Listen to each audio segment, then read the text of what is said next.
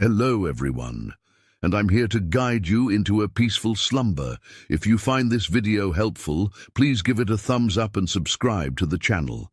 I'd love to know where you're from and what time it is as you unwind. So, settle in, get cozy, and let the relaxation begin. There's a peculiar kind of silence you only find deep in the woods.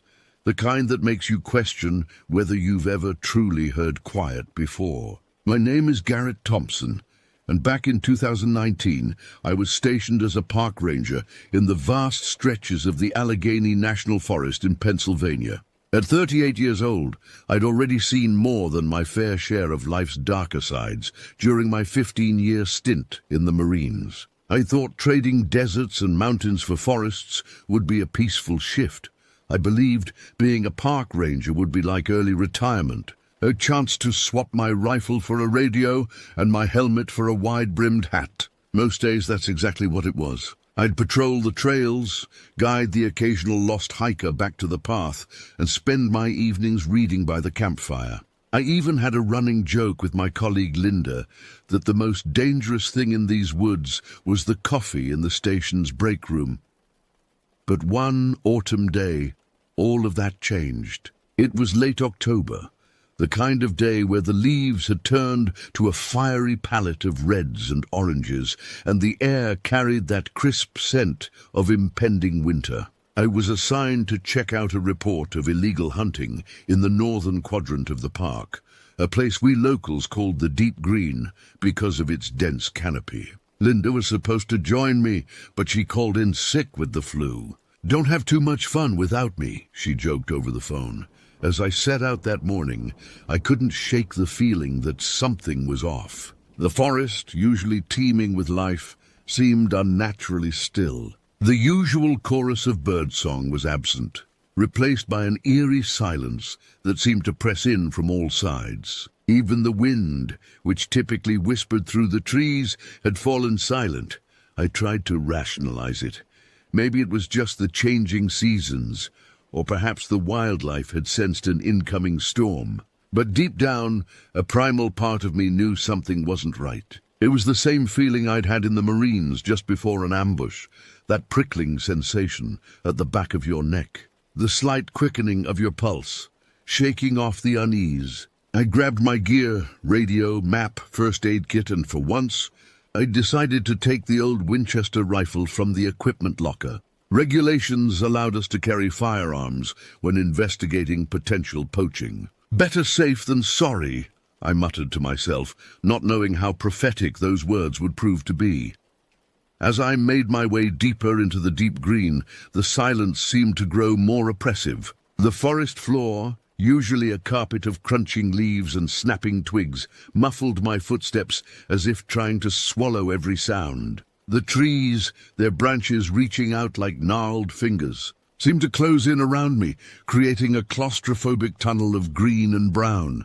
About an hour into my hike, I came across something that made me stop in my tracks. An abandoned campsite lay before me, but it was unlike anything I'd ever seen. The tent was shredded, ripped apart as if by some monstrous force. Sleeping bags were torn to ribbons, their stuffing scattered like snow across the forest floor. Supplies were strewn everywhere, crushed and broken beyond recognition. It looked like a tornado had touched down on that very spot, but there had been no severe weather reports. Besides, even the strongest winds couldn't account for the deep gouges in the nearby trees, marks that looked disturbingly like claw marks from some impossibly large creature. I felt my heart rate quicken as I surveyed the scene. This was no ordinary vandalism or animal attack. Something was very, very wrong here.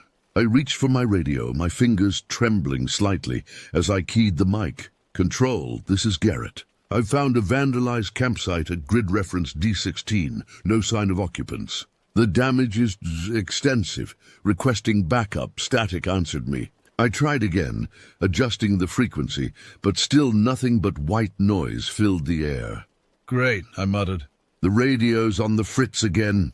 I made a mental note to give Linda an "I told you so" about budget cuts affecting our equipment when I got back. Without communication, I was on my own. Protocol dictated that I should head back to the station and report my findings, but something compelled me to investigate further. Maybe it was the sense of duty ingrained in me from years of service, or perhaps it was simple curiosity. Whatever the reason, I found myself following a set of tracks leading away from the devastated campsite. The footprints were erratic, deep impressions in the soft earth suggesting someone running in panic. They weaved between trees, sometimes accompanied by long drag marks, as if the person had stumbled or been pulled along. As I followed the trail, the forest seemed to grow even denser, the canopy above blocking out more and more of the fading autumn light.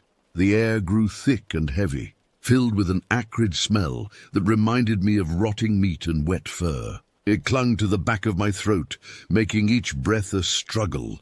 I found myself moving more cautiously, my hand never far from the reassuring weight of the Winchester at my side. Then I found the first body. The sight before me was something out of a nightmare. It was a man, probably in his mid-30s, sprawled on the forest floor in a pool of congealing blood. His clothes were torn to shreds, barely clinging to his mutilated body. Deep lacerations crisscrossed his torso, exposing gleaming white bone and pulped organs. His face was frozen in a rictus of terror, eyes wide and mouth agape in a silent scream. I'd seen death before, both in combat and in the line of duty as a ranger, but this was something else entirely. This wasn't just a killing. It was a savage, frenzied attack. Whatever had done this hadn't just been looking for food. It had been driven by something far more primal and terrifying. Fighting back the urge to vomit, I approached the body. The coppery smell of blood mixed with the sickly sweet odor of early decay, creating a nauseating miasma. I checked for a pulse out of protocol, knowing full well there wouldn't be one. The skin was cold and waxy beneath my fingers. I tried the radio again, desperation lending an edge to my voice. "Control, this is Garrett. I have a deceased male at grid reference D18, possible animal attack. Request immediate backup and medical examiner." Again, just static answered me. I needed to get back and report this, but something compelled me to push on. Maybe it was the faint hope that there might be survivors, or maybe it was the growing dread that whatever had done this might still be out there, possibly hunting other unsuspecting hikers. About 50 yards ahead, I found a second body. This time it was a woman, probably in her late 20s. She lay crumpled at the base of a large oak tree, her body bearing the same horrific injuries as the man. Her blonde hair was matted with blood and leaves, and her wide, glassy eyes stared sightlessly up at the canopy above. I'd seen enough. This wasn't the work of any animal native to these parts. Cougars hadn't been seen here in decades, and black bears didn't attack humans unprovoked, let alone with such ferocity. Whatever had done this was something else entirely, something that shouldn't exist in these woods, or anywhere else for that matter. I decided to head back, my mind racing with possibilities, each more terrifying than the last. But as I turned around, I heard a sound that chilled me to the bone. It was a low, resonant noise, like the distant rumble of thunder, but the sky above was clear. The sound seemed to come from everywhere and nowhere at once, reverberating through the trees and shaking the very ground beneath my feet. I gripped the rifle tighter, my knuckles white against the worn wood of the stock. My eyes scanned the tree line, searching for any sign of movement. The forest had fallen deathly quiet again, as if holding its breath in anticipation of what was to come. Then I saw it. At first glance, it looked like a massive wolverine, but standing upright on hind legs, towering at least 7 feet tall. I blinked hard, convinced my eyes were playing tricks on me. In my years as a ranger, I'd never seen anything like it. Not even in the most fanciful cryptozoology books Linda liked to leaf through on slow days. Its fur was matted and dark, with patches missing to reveal taut, sinewy muscle beneath. Long, wickedly sharp claws adorned its massive paws, each one easily the length of my hand. They glinted menacingly even in the dim light filtering through the canopy. But it was the creature's face that truly struck terror into my heart. Its muzzle was long and filled with teeth that would make a grizzly bear seem friendly by comparison. Yellow eyes, glowing with an unnatural intelligence, were fixed squarely on me. Its head was tilted slightly, as if it were sizing me up, deciding whether I was prey or merely an annoyance to be swatted aside.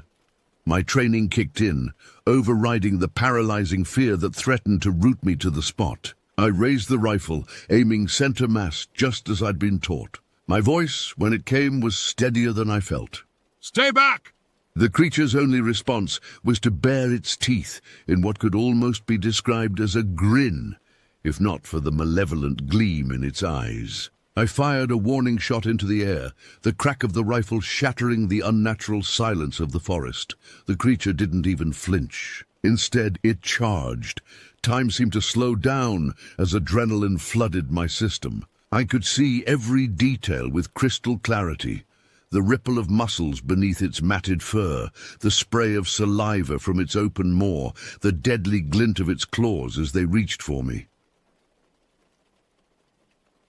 I fired again, this time aiming directly at the charging monster. The bullet hit it square in the shoulder, the impact causing it to stumble slightly.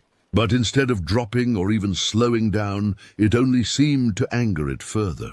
It closed the distance faster than I thought possible, covering the space between us in a few massive bounds. I dove to the side as it swiped at me, feeling the rush of air as its claws passed inches from my face. I wasn't quite fast enough, though. I felt a sharp, burning pain across my back as its claws tore through the fabric of my jacket and grazed my skin.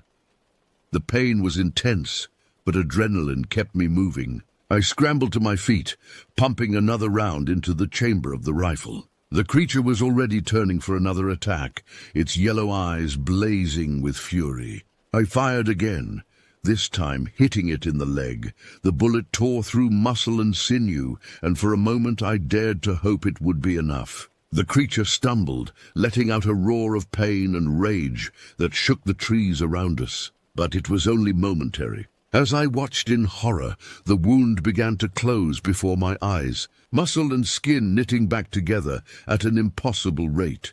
I ran. I'd never run so fast in my life, dodging between trees, leaping over roots and fallen logs. The forest that I'd found so comforting now felt like a maze designed to trap me, every tree and bush an obstacle in my desperate flight. I could hear it crashing through the underbrush behind me, its roars growing closer with each passing second. My lungs burned, and my legs felt like lead, but I didn't dare slow down. I knew that to stop even for a moment meant certain death. As I ran, my mind raced, trying to make sense of what I'd seen. This creature, this monster, defied everything I knew about the natural world. Its size, its strength, its ability to heal, none of it should be possible. Desperate for any kind of refuge, I spotted a narrow crevice between two large boulders. Without hesitation, I squeezed myself into it, the rough rock scraping against my back and tearing at my already injured skin. I pressed myself as far back into the crevice as I could, trying to control my ragged breathing. I could hear it approaching, its heavy footfalls shaking the ground. The stench of its breath, a nauseating mix of decay and raw meat, filled the air. It let out another one of those bone-chilling roars, the sound amplified by the rock around me until it felt like my very bones were vibrating. It clawed at the entrance of the crevice, its massive paws scrabbling against the rock. I could see its glowing eyes peering into the darkness, searching for me. Its bulk prevented it from reaching me, but I knew I couldn't stay there forever. Sooner or later it would find a way to get to me, or I would succumb to exhaustion and exposure. I needed a plan. As I huddled in the crevice, my mind raced through possible escape scenarios. The creature continued to claw at the rocks, each swipe sending showers of sparks and stone chips flying. Its frustrated roars echoed through the forest, a primal sound of rage and hunger that sent shivers down my spine. Then I remembered the flare gun in my pack. With shaky hands I pulled it out, the red plastic a stark contrast to the grime and blood coating my hands. If I could distract it long enough, maybe I could make a run for it. It wasn't much of a plan, but it was all I had. I took a deep breath, steeling myself for what I was about to do. The smell of the creature was overwhelming now, a mix of wet fur, rotting meat, and something else, something ancient and wrong that I couldn't quite place. Its massive paw swiped at the entrance again, claws scraping against stone mere inches from my face. Now or never. I aimed the flare gun at the narrow opening and fired. The sudden burst of intense light and heat startled the creature. It reared back with a roar of surprise and pain, momentarily blinded by the flare. I didn't waste a second. I bolted from the crevice, my legs protesting as I pushed them to their limit once again. I ran in what I hoped was the direction of the ranger station. Though in the chaos and terror of the chase, I'd lost all sense of direction. The forest was a blur of green and brown as I sprinted, leaping over fallen logs and ducking under low-hanging branches. Behind me I could hear the creature recovering, its enraged roars growing closer once again. My lungs burned, and each breath felt like inhaling fire. The scratch on my back throbbed in time with my racing heartbeat, warm blood soaking into what was left of my shirt. But I didn't dare slow down. I could hear it crashing through the underbrush behind me, gaining ground with each massive stride. As I ran, the trees began to thin out, and I saw a structure looming ahead, the old fire lookout tower. It was ancient and rickety, long since abandoned in favor of more modern methods of forest fire detection. But right now, it was my only hope.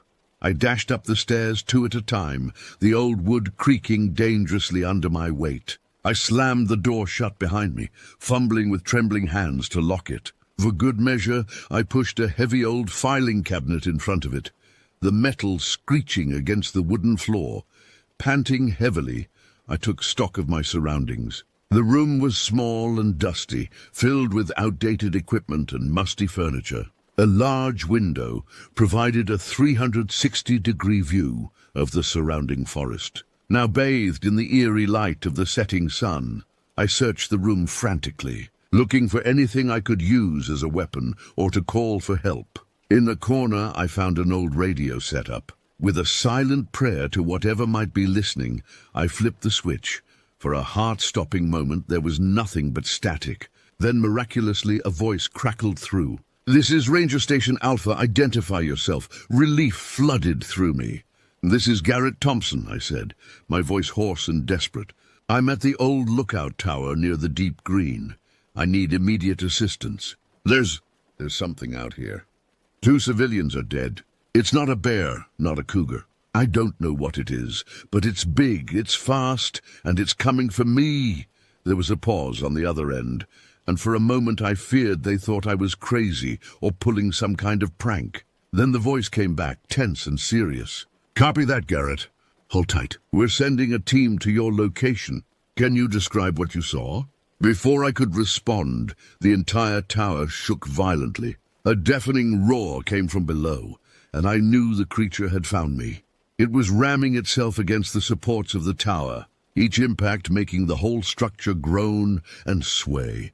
It's here the old lookout tower groaned and swayed with each impact, the wood creaking ominously under the relentless assault. I gripped the radio tightly, my knuckles white with fear and exertion. "It's here," I shouted into the receiver. "The creature, it's attacking the tower." "Garrett, what's your situation?" "What creature?"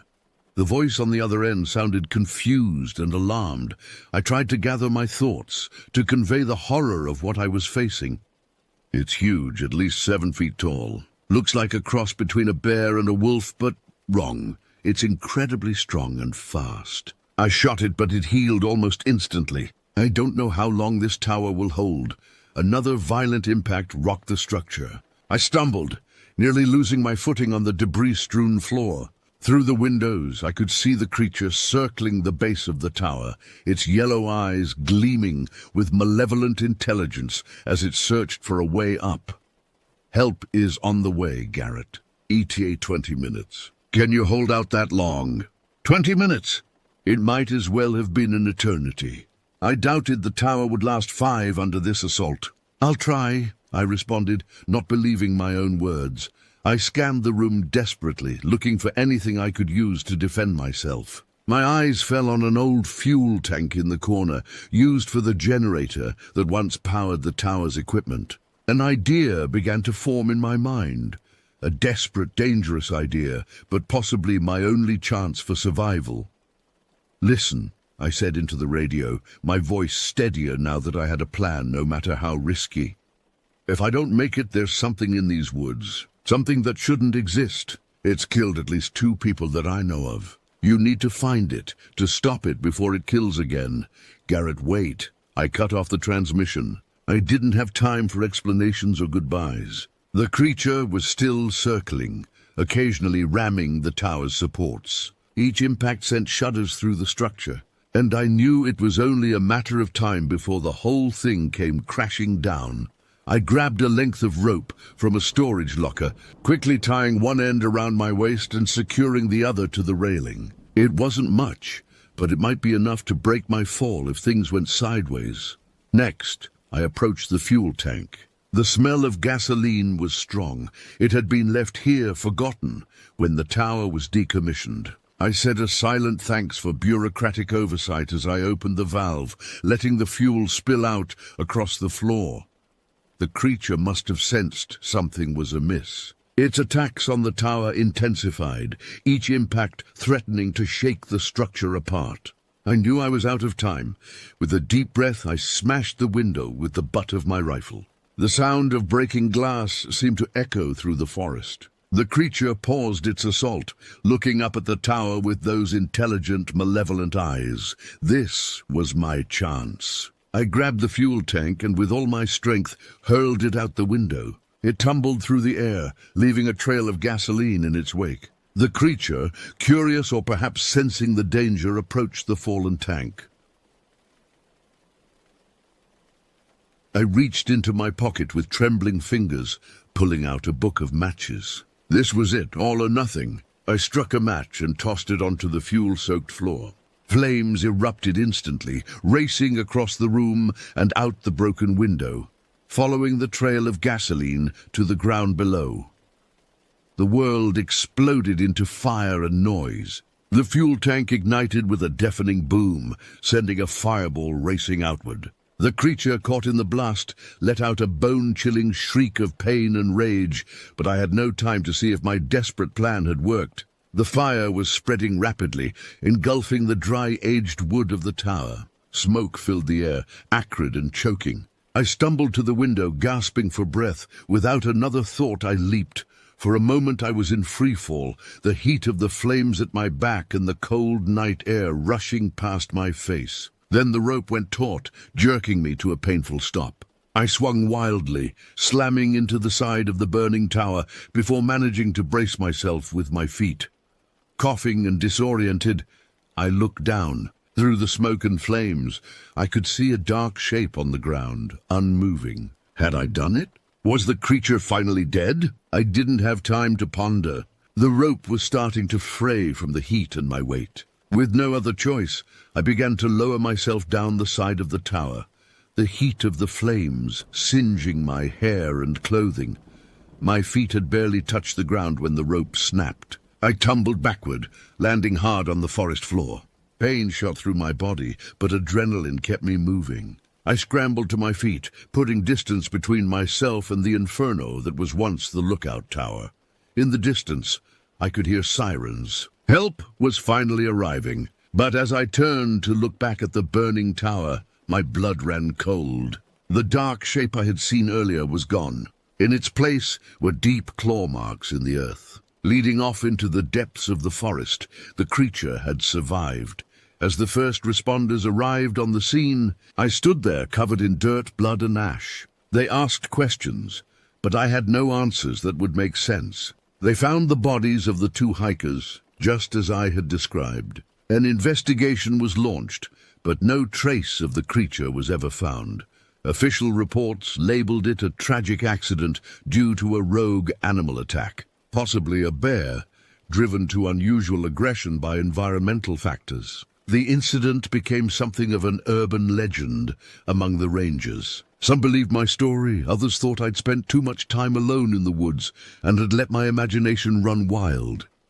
But I knew the truth. I had seen it with my own eyes, felt its claws tear into my flesh. And somewhere out there, in the depths of the Allegheny National Forest, it was still waiting, watching, hunting. The forest keeps its secrets, and some terrors are beyond human understanding. But I'll be ready, because next time, and I know in my bones there will be a next time, I won't be caught unprepared. After all, someone has to protect these woods and the people who venture into them, even if the greatest danger is something that shouldn't exist.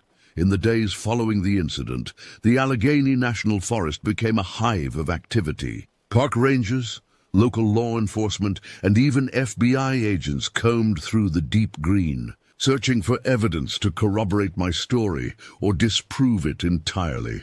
I spent hours being interviewed, recounting every detail of that horrific day. With each retelling, I could see the doubt growing in their eyes. The story of a monstrous creature that could heal from gunshot wounds and survive an explosion sounded like the ravings of a madman, even to my own ears. But I knew what I had seen, what I had experienced.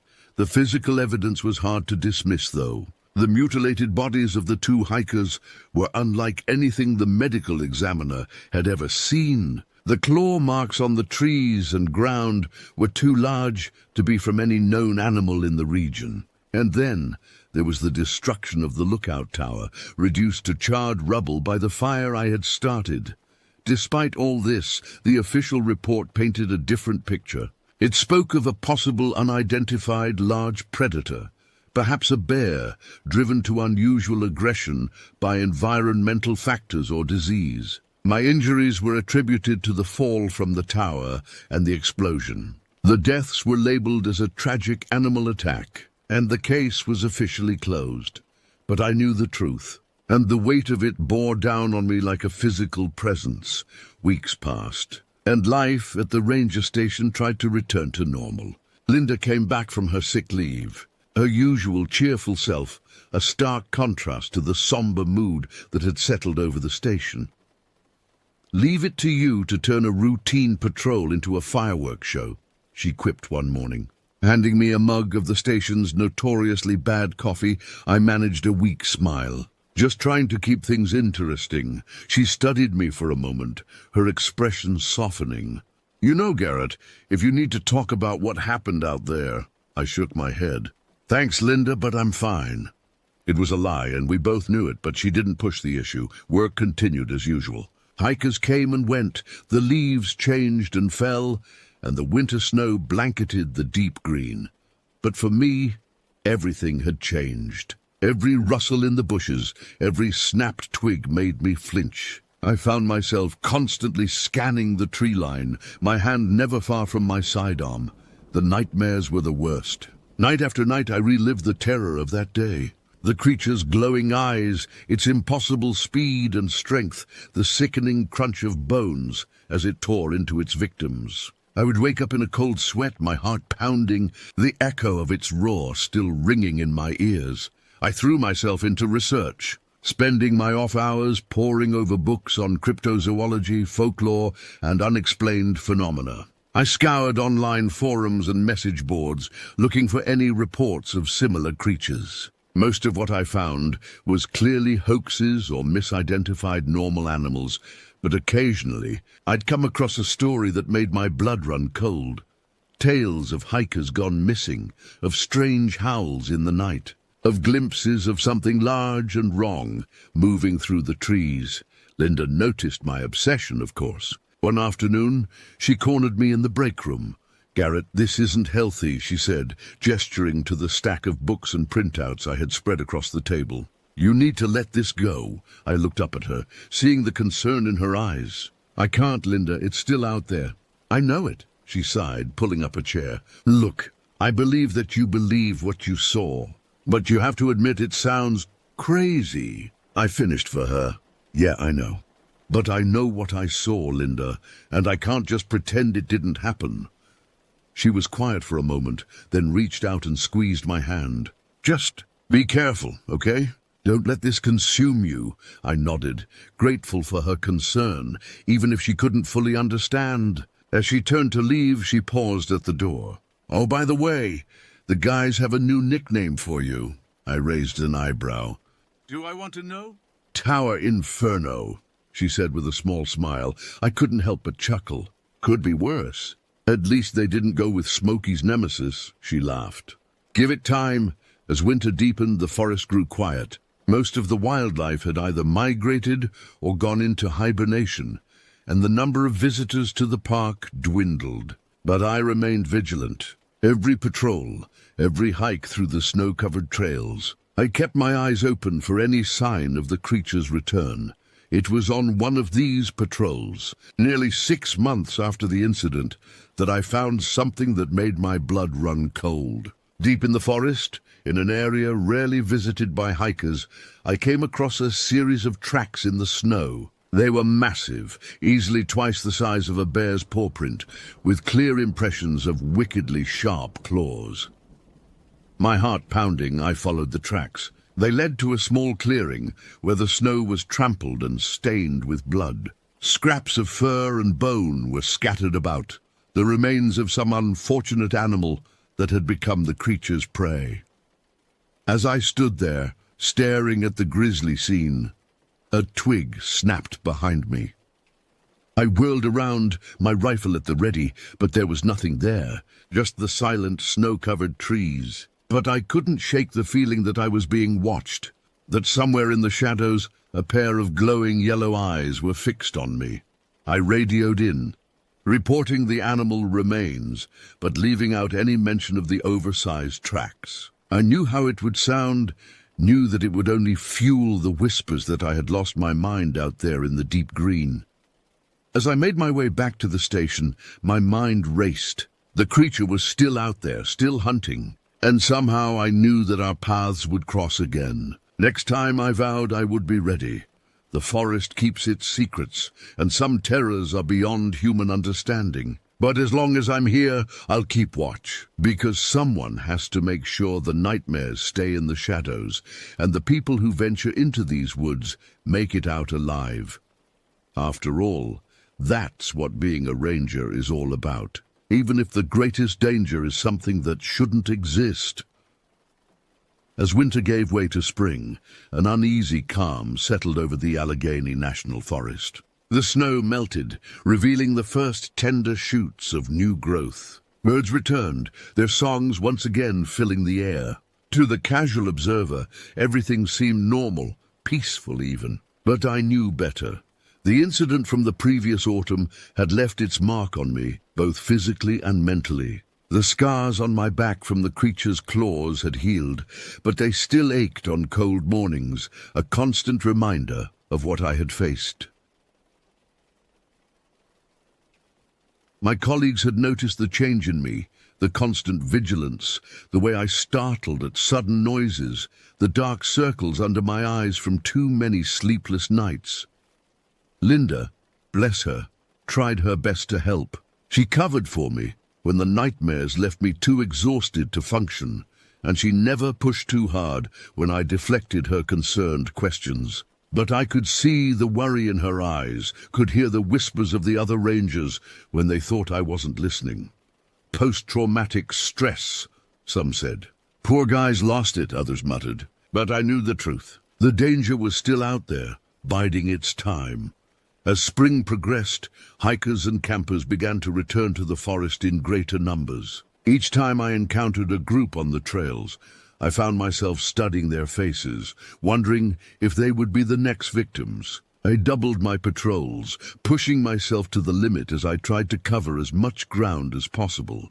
It was on one of these extended patrols, deep in the heart of the deep green, that I found something that confirmed my worst fears. I had been following a faint game trail, my senses on high alert, when I caught a whiff of something rotten on the breeze. The smell grew stronger as I pushed through a dense thicket, emerging into a small clearing, What I saw there will haunt me for the rest of my days. The clearing was littered with bones, deer, rabbits, and other small animals. But mixed in among them were larger bones, unmistakably human. Scraps of torn clothing clung to some of the remains, and a battered backpack lay nearby, its contents spilled across the forest floor. My heart pounding, I approached the grisly scene. As I knelt to examine one of the larger bones, a chill ran down my spine. Deep grooves marred the surface, tooth marks, but far larger than any natural predator should leave. I reached for my radio with shaking hands, ready to call in what I had found.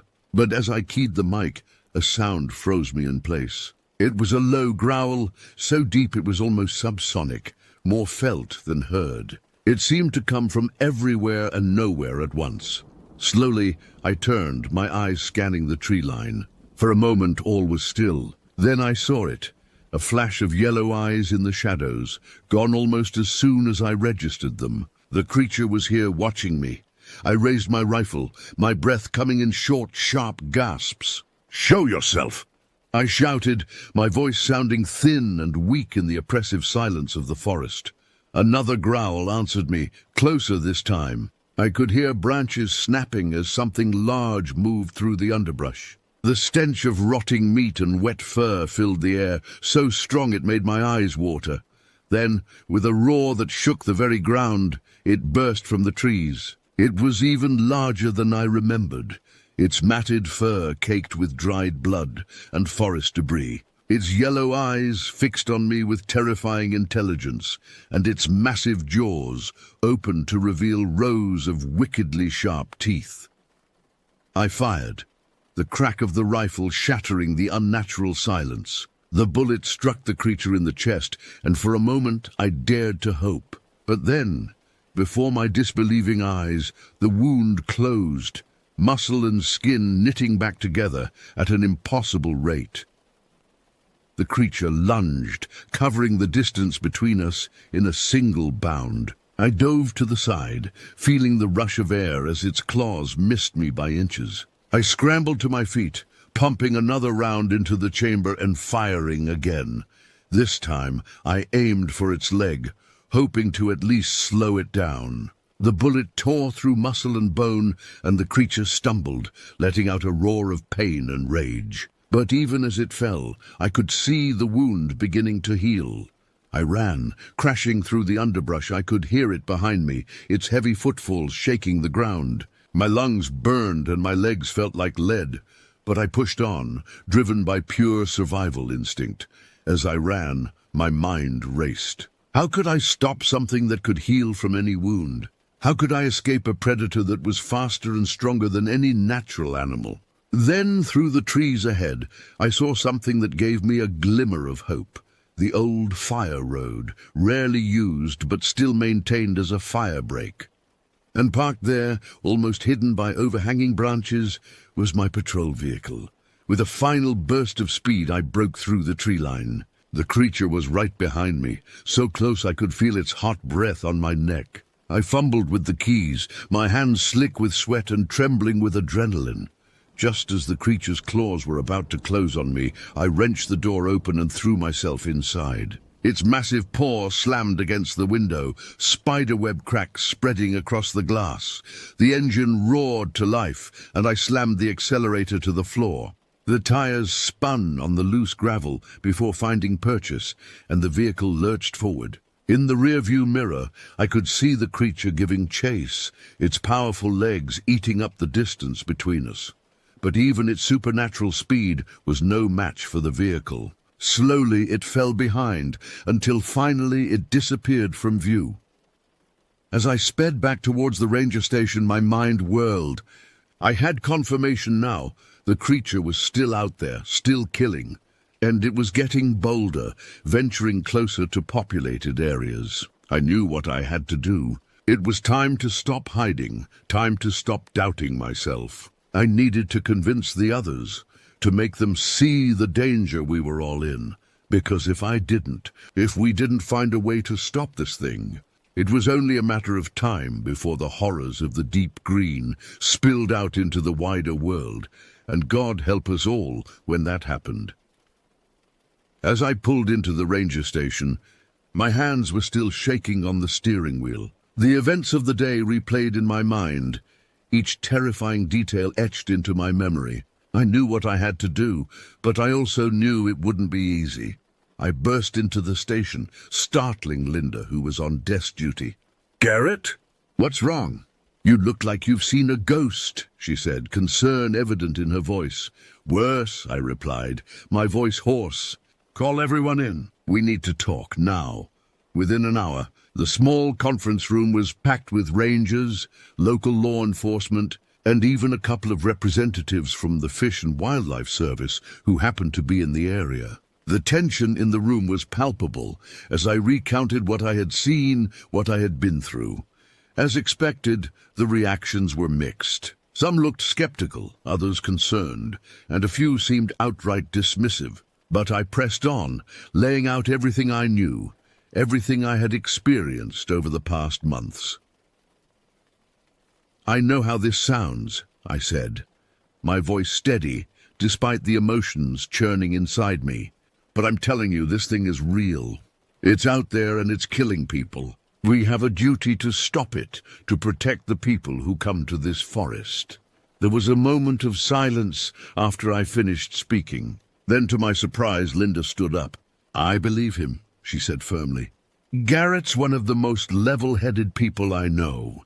If he says this is happening, then it's happening." Her support seemed to sway some of the others. Questions started flying, plans being formed. It wasn't universal acceptance, but it was a start. Over the next few weeks, we prepared.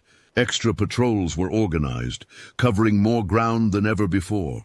Trail cameras were set up in strategic locations throughout the deep green. We even brought in a cryptozoologist, much to the amusement of some of the more skeptical rangers. But as spring turned to summer, evidence began to mount. More sightings were reported, always at dusk or in the dead of night. The trail cameras caught glimpses of something large, moving through the forest, though never a clear image. And then the disappearances started. It was subtle at first, a solo hiker here, a pair of campers there. But as the summer wore on, the numbers grew. The forest that had once been a place of peace and natural beauty became a place of fear and whispered warnings. Finally, on a hot August night, it all came to a head. A group of campers, a family of 4, went missing in the heart of the deep green. The search party that went out to find them never returned. That was when the authorities could no longer ignore what was happening. The forest was closed to the public, and a joint task force was formed. Park rangers, local police, state troopers, and even a small contingent from a nearby military base. The hunt was on. For days we scoured the forest. Helicopters with thermal imaging swept the canopy, while ground teams methodically searched every cave, every ravine, every possible hiding place. But the creature remained elusive, always one step ahead of us. It was on the 5th day of the search that I found myself back in the clearing where I had first encountered the creature nearly a year ago. The summer heat had given way to an unseasonable chill, and a thick fog had rolled in, reducing visibility to mere feet. As I stood there, memories of that terrible day washing over me, I heard it, the low, rumbling growl that had haunted my nightmares for months. I turned slowly, my rifle at the ready, and found myself face to face with the creature. It was larger than ever, its yellow eyes gleaming with malevolent intelligence. But there was something else there too, a hint of desperation perhaps. It was cornered, and it knew it. For a moment we stood there, predator and prey, neither moving. Then with a roar that shook the trees, it charged. What followed was a blur of action and reaction. I fired again and again, each shot finding its mark, but seeming to do little more than enrage the beast. Its claws raked across my chest, tearing through my protective vest as if it were paper. The pain was intense, but adrenaline kept me on my feet. We crashed through the underbrush, locked in a deadly dance. I could hear shouts in the distance, the rest of the search party, drawn by the sounds of our battle. But I knew they wouldn't arrive in time.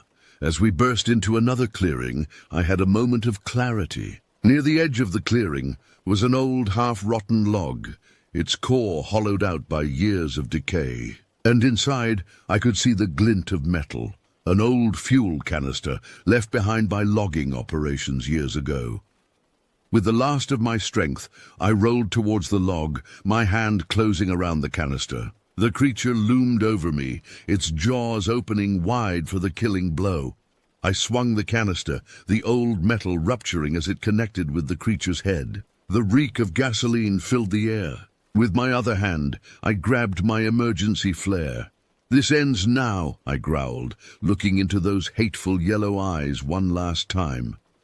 I struck the flare. The world exploded into light and heat. The creature's roar of triumph turned to one of agony as flames engulfed it. It thrashed wildly, trying to extinguish the fire, but the gasoline kept the blaze burning hot and fierce. I dragged myself away, my vision blurring from pain and exhaustion. The last thing I saw before unconsciousness took me was the burning form of the creature, collapsing to the forest floor. I awoke days later in a hospital bed, my body covered in bandages. Linda was there, her eyes red from lack of sleep. "You did it," she said softly. "It's over." The creature's remains had been found in the clearing, little more than ash and blackened bone. Extensive tests were run, baffling scientists with its impossible biology. Theories ranged from an unknown species to genetic experiments gone wrong. But in the end, the truth was deemed too fantastic for public consumption. The official story spoke of a large, aggressive bear, driven to unusual behavior by environmental factors. As for me, I was hailed as a hero, the ranger who stopped the Allegheny beast. Medals were awarded, speeches given. But as I stood at the podium, looking out at the sea of faces, I couldn't help but wonder, was it really over? Or were there more creatures out there, hiding in the dark corners of the world, waiting for their moment to strike? The forest keeps its secrets, and some terrors are beyond human understanding. But as long as there are those willing to stand against the darkness, there's hope. As I returned to my duties in the Allegheny National Forest, I knew one thing for certain. I would be ready. Because someone has to make sure the nightmares stay in the shadows and the people who venture into these woods make it out alive. After all, that's what being a ranger is all about, even if the greatest danger is something that shouldn't exist.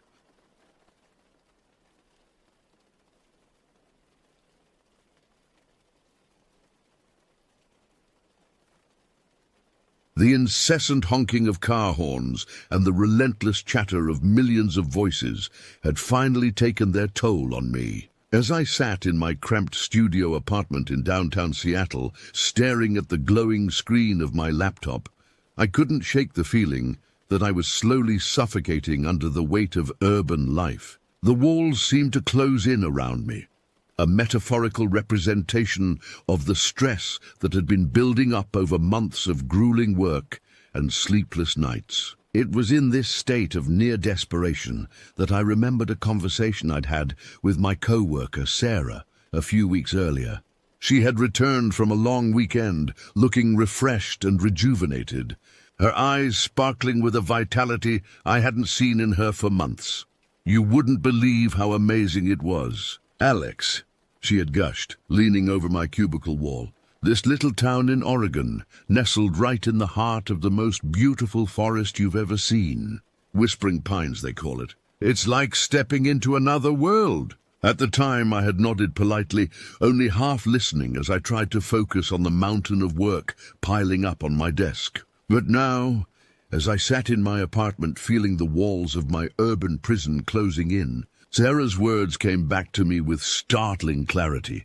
Without giving myself time to second-guess the decision, I opened my browser and began searching for information on Whispering Pines. It didn't take long to find what I was looking for.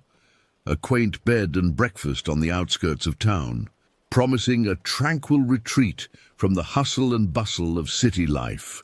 The photos showed a charming wooden structure surrounded by towering pines, their branches reaching toward a sky so blue it almost looked unreal. I didn't hesitate. Within minutes, I had booked a room for an extended weekend in September, when I knew the summer crowds would have thinned out, but the weather would still be pleasant. As I clicked the Confirm Reservation button, I felt a weight lift from my shoulders. For the first time in months, I had something to look forward to, a chance to escape, to breathe, to remember what it felt like to exist without the constant pressure of deadlines and expectations. The weeks leading up to my trip passed in a blur of anticipation. I found myself daydreaming about long hikes through sun-dappled forests, evenings spent reading by a crackling fireplace, and mornings waking up to the sound of birdsong instead of blaring car alarms. By the time September rolled around, I was more than ready for my adventure. The drive from Seattle to Whispering Pines took about 5 hours, but it felt like a journey to another world. As I left the city behind, the landscape gradually transformed. Towering skyscrapers gave way to rolling hills, which in turn yielded to dense forests of pine and fir. The air grew cleaner, crisper, filled with the scent of evergreens and wild herbs. It was late afternoon when I finally turned onto the narrow road leading into Whispering Pines. The town itself was smaller than I had imagined, a collection of rustic buildings clustered around a quaint main street. As I drove slowly through, I noticed a few locals going about their business, offering friendly waves as I passed. The bed and breakfast, Pinecrest Lodge, was exactly as it had appeared in the photos. A large, 2-story log cabin set back from the road, surrounded by a sea of green. As I pulled into the gravel driveway, the front door opened and a woman stepped out onto the porch. "You must be Alex," she called, her voice warm and welcoming. "I'm Martha. We've been expecting you." I climbed out of my car, stretching my legs after the long drive. "It's nice to meet you, Martha." "This place is beautiful." Martha beamed with pride. "Thank you, dear.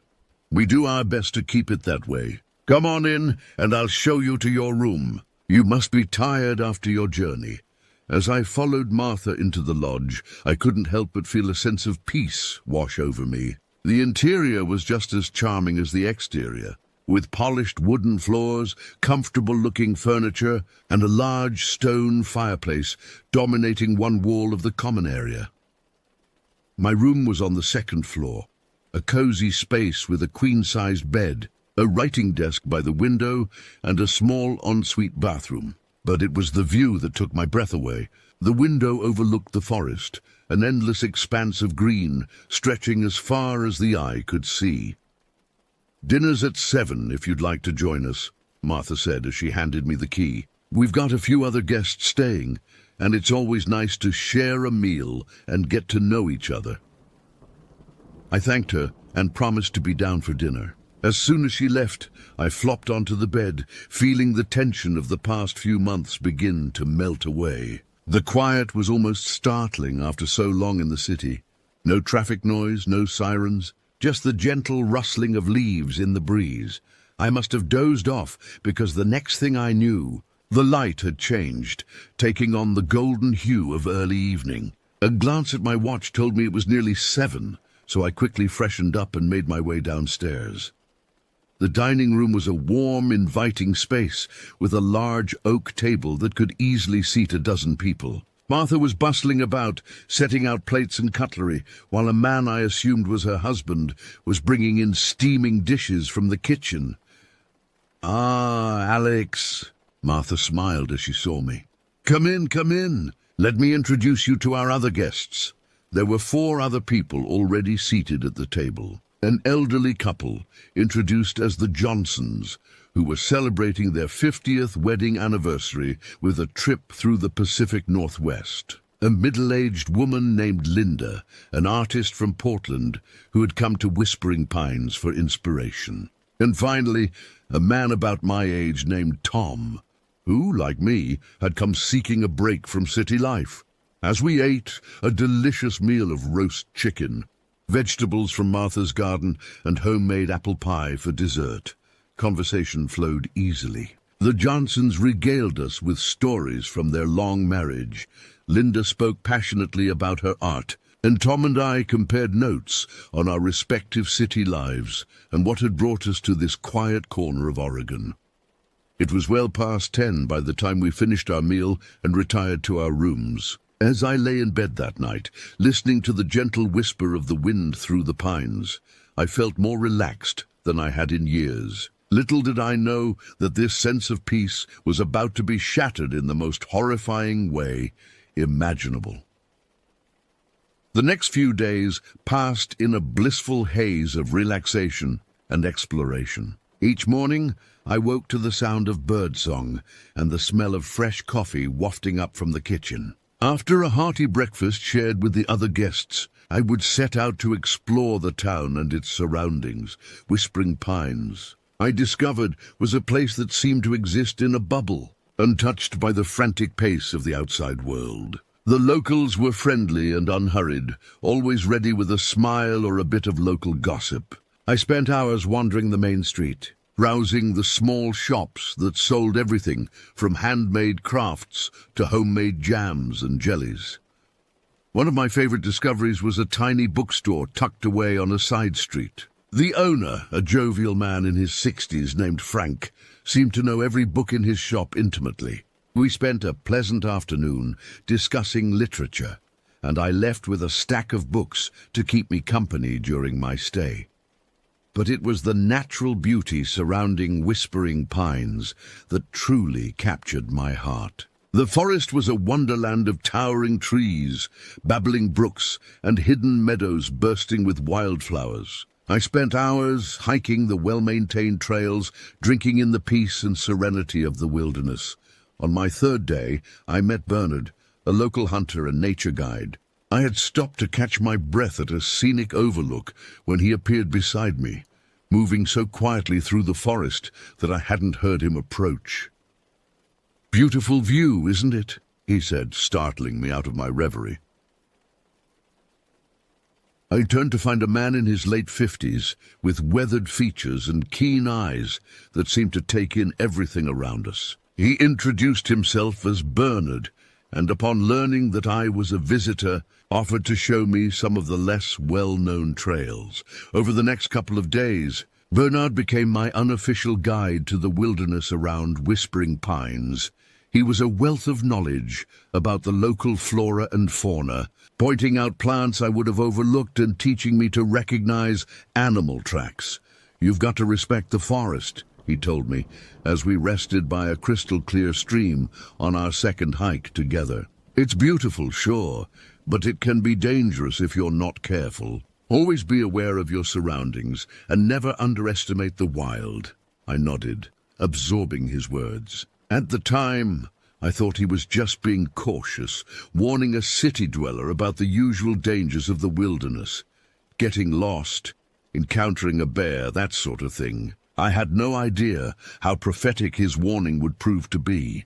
As the days passed, I felt myself unwinding, the stress and tension of city life melting away like morning mist under the warm sun. I slept better than I had in years, lulled to sleep each night by the gentle whisper of wind through the pines. My dreams were filled with images of sunlit glades and starry skies, unsullied by the harsh glare of city lights.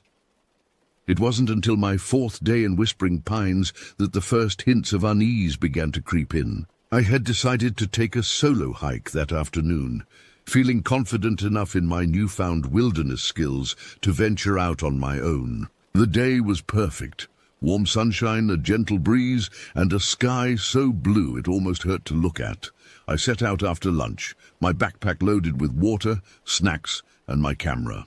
The trail I had chosen was one Bernard had mentioned, but hadn't shown me yet, a bit more challenging than the others. He'd said, but with some spectacular views, if you were willing to put in the effort. For the first couple of hours, the hike was everything I had hoped for.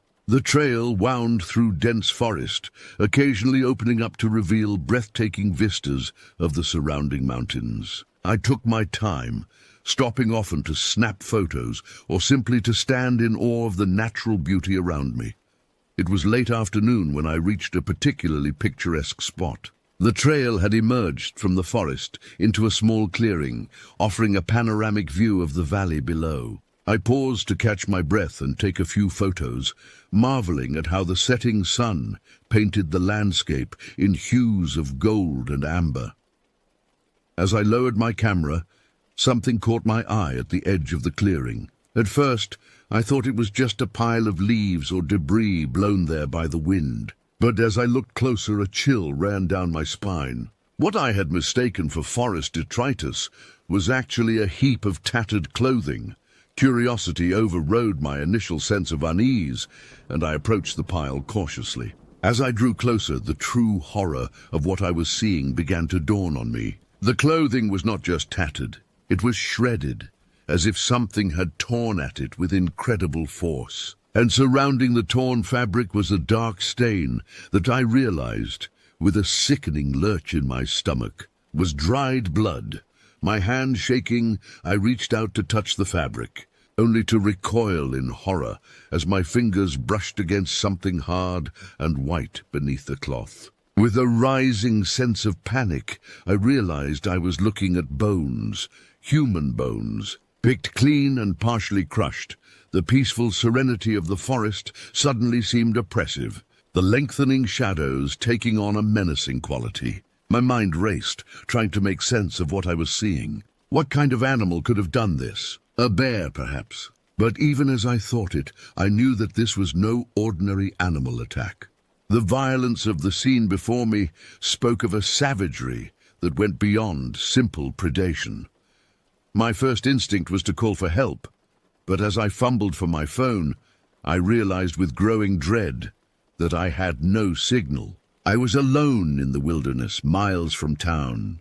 With night falling and the evidence of some horrific tragedy at my feet, panic threatened to overwhelm me. But I forced myself to take deep breaths, trying to think rationally. I needed to get back to town to report what I had found.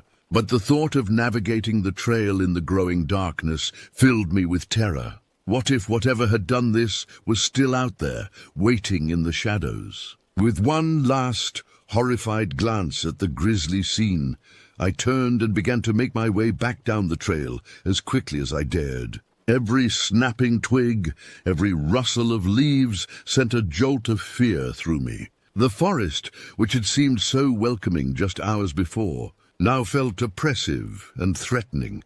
It was fully dark by the time I stumbled back into town, my clothes torn from my headlong rush through the underbrush, my face scratched and my lungs burning. I made my way directly to the small police station, bursting through the door and startling the lone officer on duty. "Whoa there, son," the officer said, rising from his desk with a concerned look. "What's got you in such a state?" Between gasps for breath, I managed to relay what I had found. The officer, a middle-aged man named Deputy Collins, listened with growing concern. He asked me to repeat certain details, his frown deepening with each retelling. "Are you sure about what you saw?" he asked finally. "It's easy for the mind to play tricks, especially as it's getting dark out there." I insisted that I knew what I had seen. The image of those shredded clothes and bleached bones burned into my memory. Deputy Collins sighed, running a hand through his thinning hair. "All right," he said at last. "I'll send a team out first thing in the morning to check it out. In the meantime, I'm going to need you to stay in town. We may have more questions for you." As I left the police station, I felt a mix of relief at having reported my grisly discovery and frustration at the deputy's apparent lack of urgency. Didn't he understand the implications of what I had found? There could be a dangerous animal, or something worse, out there in the woods. I made my way back to Pinecrest Lodge in a daze, the events of the afternoon replaying in my mind. Martha met me at the door, her usual cheerful expression replaced by one of concern. "Alex, dear, what happened to you?" she asked, taking in my disheveled appearance. I hesitated, unsure of how much to say. I didn't want to cause a panic, but I also felt that people needed to be warned. In the end, I gave her an abbreviated version of events, leaving out the more gruesome details. Martha listened with growing alarm. "Oh my," she said when I had finished. "I've never heard of anything like that happening around here before. Are you sure you're all right?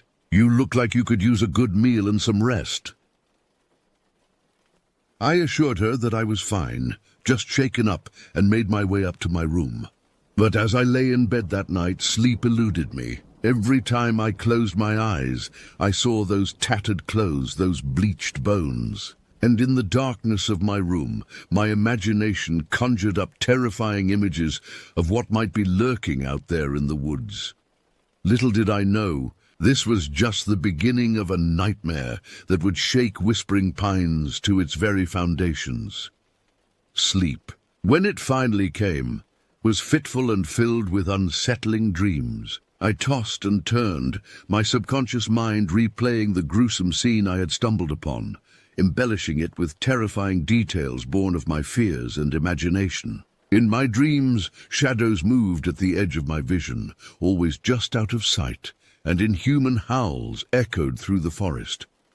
I woke with a start, my heart pounding and my sheets damp with sweat. For a moment, I was disoriented, the lingering tendrils of my nightmares making the familiar contours of my room at Pinecrest Lodge seem alien and threatening. As my eyes adjusted to the dim light filtering through the curtains, I realized it was early morning, the sky outside just beginning to lighten with the promise of dawn. Knowing that sleep would elude me now, I decided to get up and face the day. As I showered and dressed, I tried to shake off the lingering unease from my dreams, telling myself that in the light of day, things would seem less ominous. Yet I couldn't quite dispel the memory of what I had seen in the forest. When I made my way downstairs, I found Martha already in the kitchen preparing breakfast. The smell of coffee and bacon filled the air, a comforting normalcy that helped to ground me. "Good morning, Alex," Martha greeted me, her usual cheerful smile tinged with concern. "You're up early. Did you sleep all right?" I mumbled something non-committal, not wanting to worry her further. As I sipped my coffee, Martha bustled about the kitchen, her constant movement and chatter creating a soothing backdrop. Gradually, I felt some of the tension from the night before begin to ease. It wasn't long before the other guests began to filter in, drawn by the promise of Martha's cooking.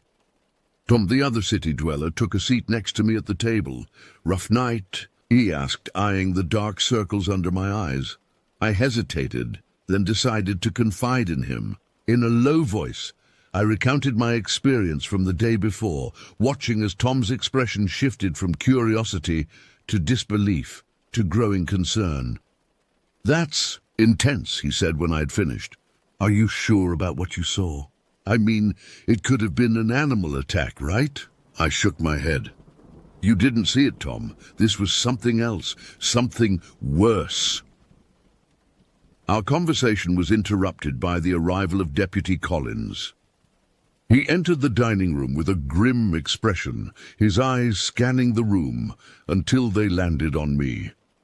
"Mr. Hamilton," he said, approaching our table, "I'm going to need you to come down to the station. We've got some questions about your discovery yesterday." A hush fell over the room as the other guests turned to stare. I could feel their curious gazes on my back as I followed Deputy Collins out to his patrol car. The ride to the police station was tense and silent.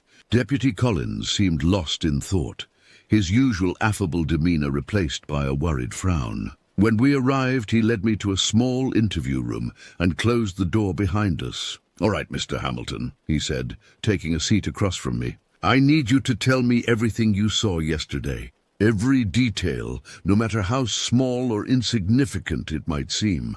For the next hour, I recounted my experience, describing the scene in the clearing with as much detail as I could remember. Deputy Collins listened intently, occasionally interrupting to ask for clarification or additional details. When I had finished, He leaned back in his chair with a heavy sigh. "We sent a team out to the location you described this morning," he said. They found evidence that corroborates your story." A chill ran down my spine. "What kind of evidence?" I asked, not sure I wanted to know the answer. Deputy Collins hesitated, then seemed to come to a decision. "I'm going to level with you, Mr. Hamilton. We found blood, a lot of it, and remains, human remains. But by the time we got there, most of the evidence had been disturbed. Tracks all around the area, but nothing we could make sense of. It's like nothing I've ever seen before." The implications of what he was saying hit me like a physical blow. "So you believe me? About it not being a normal animal attack?" "I don't know what to believe," Deputy Collins admitted. "But I know something's not right. We've called in help from the state police, but until they arrive, we're keeping this quiet. Don't want to cause a panic." As I left the police station, my mind was reeling. The official acknowledgement of what I had seen somehow made it more real, more terrifying. The peaceful facade of Whispering Pines suddenly seemed fragile, a thin veneer hiding something dark and dangerous.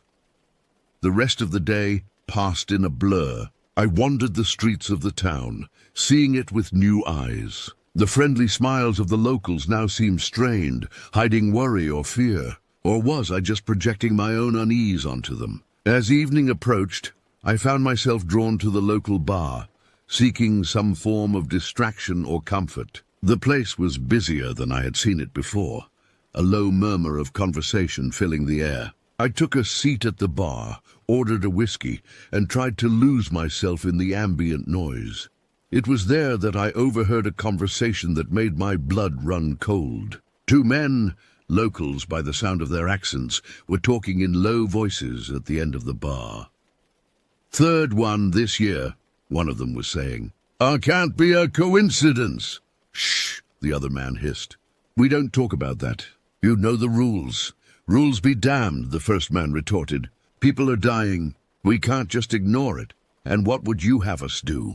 You know what happened last time. Someone tried to—" Their voices dropped even lower, and I couldn't make out the rest of the conversation. But what I had heard was enough to send a chill down my spine. Third one this year? Were there other incidents like what I had witnessed? And why was everyone so intent on keeping it quiet? As I made my way back to Pinecrest Lodge that night, the streets of Whispering Pines seemed darker, the shadows deeper. Every rustle of leaves, every snapping twig made me jump. I couldn't shake the feeling that I was being watched, that something was out there in the darkness, waiting.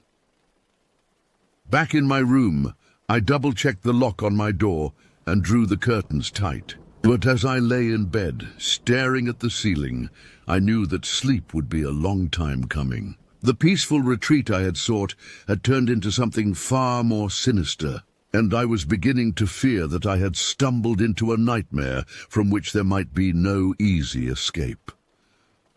The next morning dawned grey and overcast, matching my mood perfectly. I'd managed to snatch a few hours of restless sleep, but my dreams had been plagued by shapeless terrors and the sound of inhuman howls echoing through endless forests. As I made my way downstairs, I could feel the tension in the air. The other guests were subdued, speaking in hushed tones that fell silent as I entered the room. News of my discovery had clearly spread, and I could see the mixture of curiosity and fear in their eyes as they glanced my way. Martha bustled about, trying to maintain an air of normalcy, but I could see the strain in her smile, the worry lines etched more deeply around her eyes. As she set a plate of eggs and toast in front of me, she leaned in close. "Bernard's asking for you," she murmured. "Says he needs to talk to you, urgent-like." I nodded, my appetite suddenly gone. Bernard, the seasoned hunter who had shown me the trails, might have some insights into what was happening. At the very least, he knew these woods better than anyone. After choking down a few bites of breakfast, I made my way to Bernard's cabin on the outskirts of town. The old hunter was waiting for me on his porch, a rifle cradled in his arms, and a grim expression on his weathered face. "Took you long enough," he growled as I approached. "Come on inside. We need to talk." Bernard's cabin was a cluttered space, every surface covered with hunting trophies, old books and various tools of his trade. He gestured for me to take a seat while he paced the room, his agitation palpable. "I heard about what you found," he said finally, coming to a stop in front of me, "and I think it's time you knew the truth about Whispering Pines." Over the next hour, Bernard spun a tale that seemed too fantastic, too horrifying to be true. But as he spoke, pieces began to fall into place, and a terrifying picture emerged. According to Bernard, the forests around Whispering Pines had always been home to something ancient and malevolent. The indigenous people who had lived in these lands long before the town was founded had legends of shape-shifting creatures that hunted in the deep woods, taking on the form of their prey to lure them to their doom. "When the first settlers came here," Bernard continued, his voice low and intense, "they thought the stories were just superstition. But then people started disappearing. Hunters would go out into the woods and never return. Children would vanish from their beds in the night. The town had tried to fight back, organizing hunting parties to track down whatever was plaguing them, but they were woefully unprepared for what they found." "It was a massacre," Bernard said, his eyes haunted by the memory. "Those that survived. Well, they came to an understanding with the creatures, a pact of sorts. The terms of this pact, as Bernard explained them, turned my stomach. The town would turn a blind eye to occasional disappearances, write them off as tragic accidents or animal attacks. In return, the creatures would limit their hunting, would not attack the town directly. But lately," Bernard said, his voice dropping to a whisper, "something's changed. The attacks are becoming more frequent, more brazen. What you saw out there, that's just the beginning." As Bernard's tale came to an end, I sat in stunned silence, trying to process what I had heard. Part of me wanted to dismiss it as the ramblings of a superstitious old man. But after what I had seen, could I really afford to disbelieve him? "Why are you telling me this?" I asked finally. Bernard's eyes met mine, filled with a mixture of fear and determination. "Because you've seen them now. You're a part of this, whether you want to be or not. And because I think you might be able to help us end this once and for all." Before I could ask what he meant, a piercing scream shattered the quiet of the afternoon. Bernard was on his feet in an instant, grabbing his rifle. "It's starting," he said grimly. "They're coming out of the woods." As we rushed out of the cabin, the peaceful facade of Whispering Pines was crumbling around us. In the distance, I could see shapes moving at the edge of the forest, shapes that seemed to shift and change as I watched. The air was filled with screams and the sound of breaking glass. Bernard pressed a handgun into my palm, the metal cold and unfamiliar in my grip. "Stay close," he ordered, "and whatever you do, don't let them touch you." As we made our way towards the center of town, the true horror of what was unfolding became clear. The creatures Bernard had spoken of were real, and they were attacking the town with a savagery that defied belief. I caught glimpses of them as we moved, grotesque, shifting forms that seemed to be a nightmarish blend of human and animal characteristics. Townspeople ran in panic, while others barricaded themselves in buildings. I saw Deputy Collins organizing a group of armed men, trying to mount some kind of defense. But against these creatures, conventional weapons seemed to have little effect. "We need to get to the old church," Bernard shouted over the chaos. "There's something there that might help us." As we fought our way through the panicked crowds, I couldn't help but wonder what I had gotten myself into. This peaceful Oregon town had become a war zone, and I was caught in the middle of a conflict I barely understood. But as I followed Bernard towards whatever salvation he thought we might find, one thing was clear: the whispering pines I had come to for a relaxing getaway was gone. In its place was a nightmare beyond anything I could have imagined, and survival was far from guaranteed. The old church Bernard spoke of stood on a hill overlooking the town, its weathered spire reaching towards the sky like a finger pointing accusingly at the heavens. As we made our way up the winding path, the sounds of chaos from the town below grew fainter, replaced by an eerie silence that seemed to press in on us from all sides. Bernard led the way, his rifle at the ready, every line of his body taut with tension. I followed close behind, the unfamiliar weight of the handgun, a constant reminder of the danger we were in. My heart pounded in my chest, and every rustle of leaves or snapping twig made me flinch, expecting to see one of those monstrous shapes lunging at us from the undergrowth. "What exactly are we looking for?" I whispered as we approached the church. Bernard's response was terse. "A weapon. Something the first settlers brought with them. Something that can hurt these creatures." The church door creaked ominously as Bernard pushed it open, the sound echoing in the still air. Inside, the air was heavy with the scent of dust and decay. Weak light filtered through grimy, stained glass windows, casting multicolored shadows across the floor.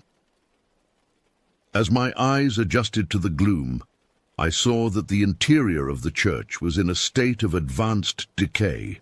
Pews lay overturned, their wood rotting and split. The altar at the far end was covered in a thick layer of dust, and cobwebs hung like funeral shrouds from every corner. Bernard moved purposefully towards the altar, his eyes scanning the floor. "It should be here somewhere," he muttered. "A trapdoor! Ah!" With a grunt of effort, he shoved aside a fallen piece of masonry, revealing a small iron-bound door set into the floor. The lock had long since rusted away, and it took both of us to heave the door open, revealing a narrow stone staircase descending into darkness. "Down there?" I asked, unable to keep the tremor from my voice. Bernard nodded grimly. "Down there. Stay close, and keep your eyes open. No telling what might be waiting for us." The stairs seemed to go on forever, spiraling down into the earth. The air grew colder as we descended, and I could hear the soft drip of water echoing from somewhere in the darkness. Finally, the stairs opened out into a large circular chamber. As Bernard's flashlight swept the room, I gasped. The walls were covered in intricate carvings, depicting scenes of violence and horror. I saw representations of the creatures we had encountered, shown in various stages of transformation, and everywhere images of death and suffering. But it was what stood in the center of the room that truly caught my attention. On a raised dais stood a pedestal, and on that pedestal rested a sword. It was unlike any weapon I had ever seen, its blade seeming to shimmer and shift in the beam of the flashlight, as if it couldn't quite decide what shape it wanted to be. "That's it," Bernard breathed, a note of awe in his voice. "The weapon that can end this nightmare." As Bernard reached for the sword, a low growl echoed through the chamber. We spun around to see one of the creatures crouched in the doorway, its form rippling and changing as it prepared to attack. What followed was a blur of violence and terror. Bernard moved with a speed that belied his age, snatching up the sword and meeting the creature's charge. The blade seemed to come alive in his hands, leaving trails of silver light in the air as it sliced through the monster's shifting flesh. I stood frozen, the gun forgotten in my hand, as Bernard and the creature engaged in a deadly dance. The old hunter was holding his own, but I could see that he was tiring. With each passing moment, the creature's attacks grew closer to finding their mark. In that moment, something snapped inside me. The fear and confusion of the past few days crystallized into a burning determination. I raised the gun, took careful aim, and squeezed the trigger. The report of the gunshot was deafening in the confined space. My shot went wide, but it was enough to distract the creature for a crucial moment. Bernard seized the opportunity, driving the mystical sword deep into the monster's writhing form. There was a sound like reality itself tearing apart, and the creature dissolved into a cloud of foul-smelling mist. As the last wisps faded away, Bernard stumbled back, leaning heavily on the sword. "Good shot, kid," he panted. "I thought I was done for there." But our victory was short-lived.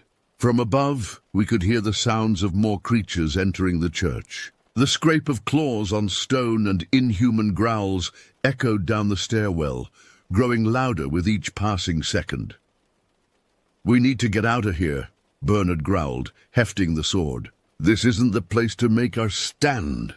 I nodded, my mouth too dry to speak. We made our way to the stairs, Bernard taking the lead with the mystical sword at the ready. As we ascended, the sounds of the creatures grew louder, more frenzied. It was clear they knew we were there, and they were coming for us. We burst out of the trapdoor into the main body of the church, only to find ourselves surrounded. At least half a dozen of the monstrous beings had us cornered, their forms shifting and writhing in the dim light, filtering through the stained glass windows. What followed was a nightmare of violence and terror. Bernard was a whirlwind of motion, the mystical sword leaving trails of silver light as it cut through the air. I did what I could with the handgun, my shots more often serving as a distraction than doing any real damage. But for every creature we took down, it seemed two more took its place. We were being overwhelmed, and both Bernard and I were tiring rapidly. Just as it seemed all hope was lost, a thunderous boom shook the church to its foundations. Through the shattered remains of the church's main doors strode Deputy Collins, leading a group of townsfolk armed with an assortment of weapons. The cavalry had arrived, and not a moment too soon. "Get down!" Collins bellowed, and I hit the floor just as a barrage of gunfire erupted around us. The creatures, caught between Bernard's mystical sword and the onslaught of bullets, began to fall. Those that could fled, their inhuman shrieks of rage and pain fading into the distance. As the dust settled, I struggled to my feet, my ears ringing from the gunfire. Bernard stood in the center of the church, the sword glowing faintly in his grip, surrounded by the dissipating remains of the creatures we had fought. "It's not over," he said grimly, his eyes meeting mine. "This was just the first wave. We need to end this once and for all." Over the next few hours, as the sun began to set, we fortified the church as best we could. The townsfolk, now fully aware of the threat they faced, worked tirelessly under Bernard and Deputy Collins' direction. Windows were boarded up, makeshift barricades were erected, and everyone who could hold a weapon was armed. I found myself in the thick of it all, moving from group to group, helping where I could and trying to boost morale. The terror of the day's events had left its mark on everyone, but there was a grim determination in the eyes of the townspeople. They had lived under the shadow of this threat for generations, and now that it was out in the open, they were ready to fight. As night fell, an unnatural silence descended over Whispering Pines. The forest seemed to press in around us, the darkness between the trees alive with malevolent intent. We gathered in the church, a small army of frightened but resolute individuals, waiting for the attack we knew was coming. Bernard stood at the front of the church, the mystical sword gleaming in the flickering candlelight. He had spent the last hour explaining to everyone what we were up against, sharing the secret history of Whispering Pines that had been hidden for so long. "These creatures," he said, his voice carrying to every corner of the room, "they're not just animals. They're not just monsters. They're a corruption of nature itself, a cancer that's been growing in these woods for centuries. But tonight we have a chance to end it." He held up the sword, its blade seeming to drink in the light around it. "This weapon was forged to fight these abominations. It can hurt them, kill them in a way nothing else can. But it needs to strike at the heart of their power." A murmur ran through the crowd. Deputy Collins stepped forward, his face etched with concern. What do you mean, Bernard? Where is this part? Bernard's eyes met mine, and I felt a chill run down my spine. I knew what he was going to say before the words left his mouth. "The clearing," I said, my voice sounding strange to my own ears. "Where I found the remains, that's it, isn't it?" Bernard nodded grimly. "It's their nexus, the source of their power in this world. If we can get there, if we can use the sword at the center of that clearing, we can end this nightmare once and for all." A heavy silence fell over the church as the implications of Bernard's words sank in. What he was proposing was nothing short of a suicide mission, a push into the heart of enemy territory. To my own surprise, I found myself stepping forward. "I'll go," I said, my voice steadier than I felt. "I found it once, I can find it again." Bernard's weathered face broke into a grim smile. "I was hoping you'd say that, kid. But you're not going alone. I'm coming with you." Others began to volunteer, Deputy Collins, Tom from the lodge, and a handful of the braver townsfolk. As we began to plan our assault, the first howls of the night split the air outside. The battle for Whispering Pines had begun. What followed was a night of terror and heroism that I will never forget. The creatures came in waves, throwing themselves against our defenses with mindless ferocity.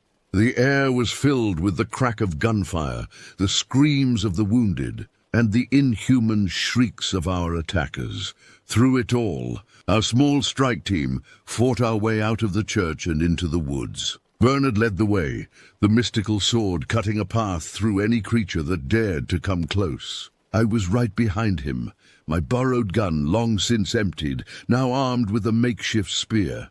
The forest seemed to come alive around us, branches reaching out to snag our clothes, roots rising to trip our feet. More than once we lost members of our team to the shadows. Their screams quickly cut short. By the time we reached the clearing, our group had been whittled down to just 4, Bernard, Deputy Collins, Tom, and myself. The sight that greeted us there will haunt me for the rest of my days. The clearing was transformed. Where before there had been only forest floor and scattered leaves, now there was a pulsing, organic mass that covered every inch of ground. It writhed and pulsated, and at its center, a pillar of darkness rose into the sky, seeming to drink in all light around it. Surrounding this abomination were dozens of the creatures. All turned towards us as we burst into the clearing. For a moment, everything was still, as if the very air was holding its breath. Then Bernard let out a battle cry that seemed to shake the trees themselves, and charged towards the central pillar, the sword held high. The clearing exploded into chaos. The creatures swarmed towards us, their forms shifting and changing as they attacked. Deputy Collins and Tom fought back to back, their weapons a blur as they held off the horde. I found myself face to face with one of the larger creatures, its body a nightmarish blend of bear and something decidedly not of this world.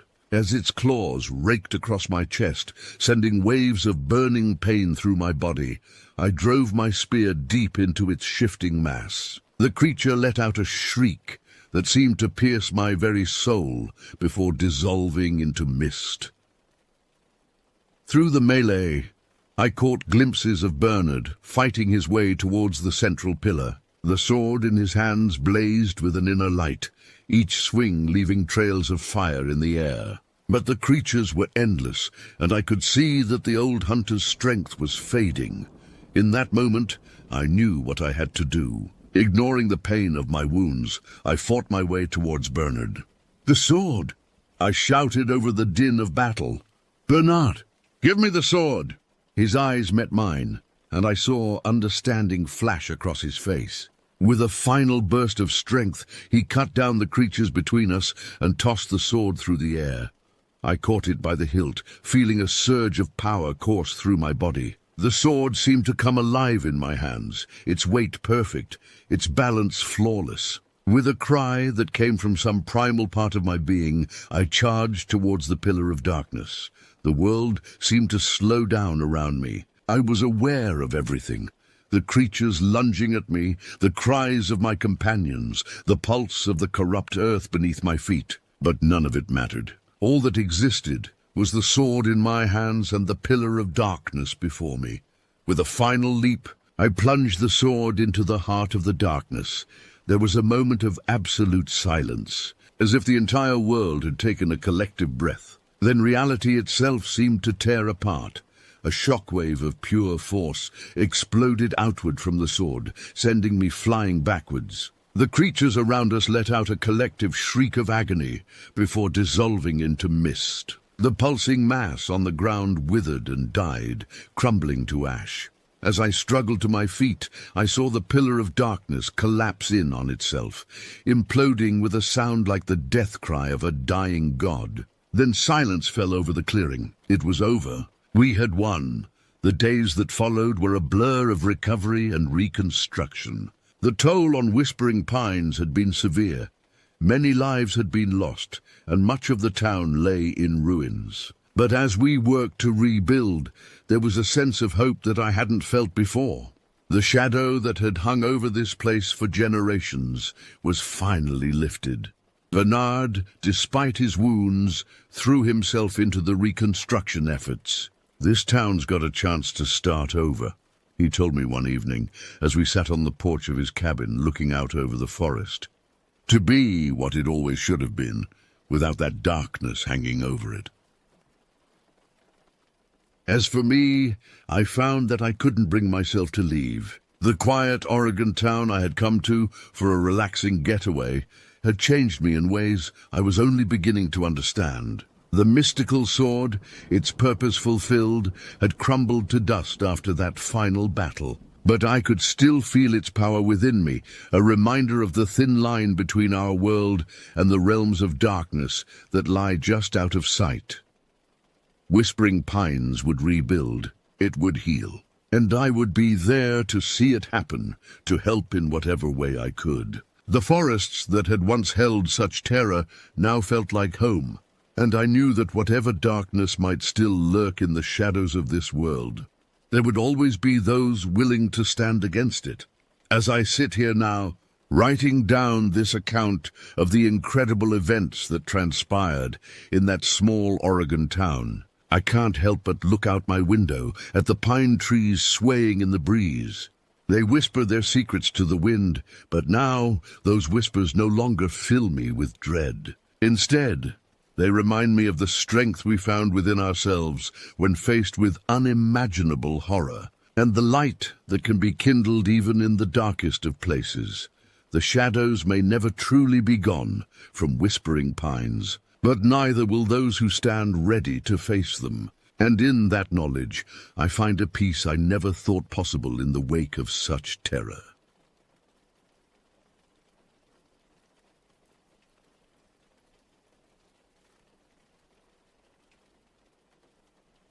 If there's one thing I've learned after 7 years working as a park ranger in the Chiricahua National Monument, it's that nothing truly surprises me anymore.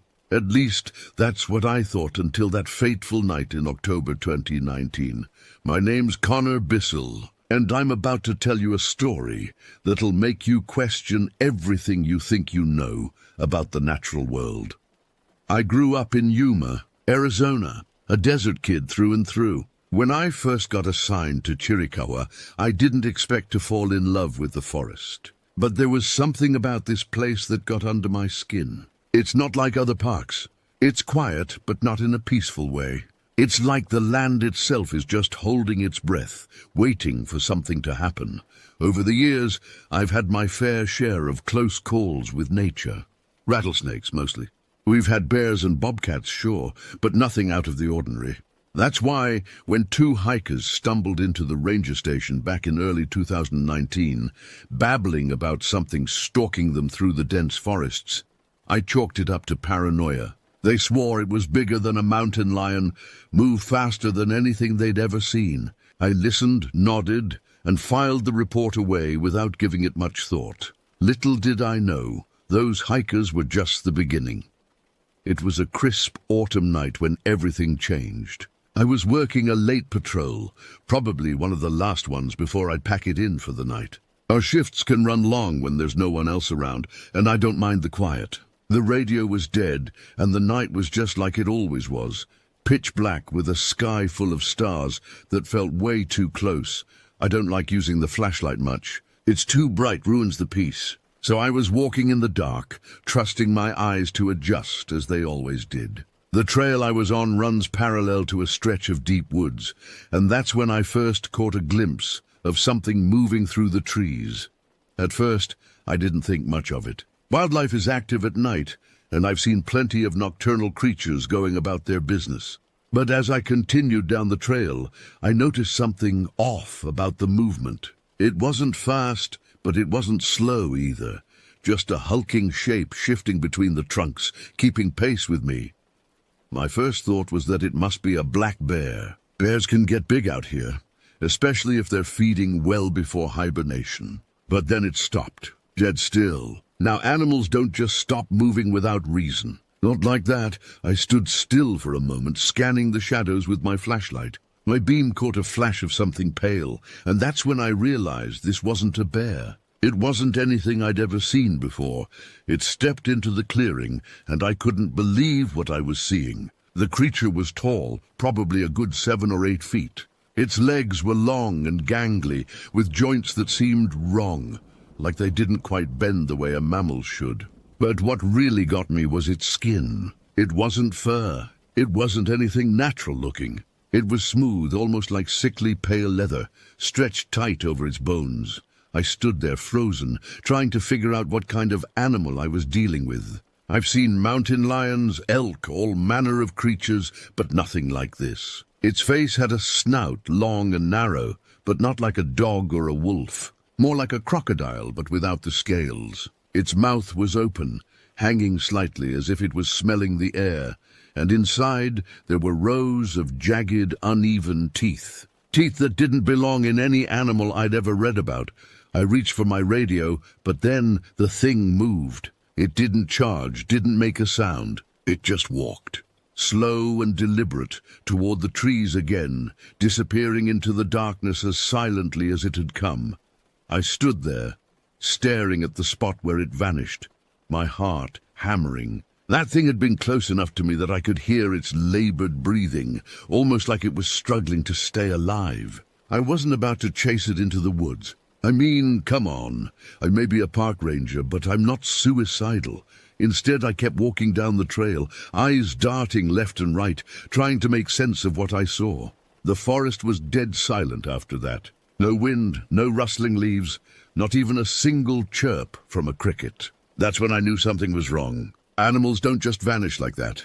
They scatter, they hide. But this was something else. A good hour went by before I saw anything unusual again. By that point, I had almost convinced myself that I'd been seeing things. Maybe a trick of the light, I thought. Maybe a weird shadow. But deep down, I knew better. I've spent years in these woods. I know every rock, every tree, every sound that comes with the night.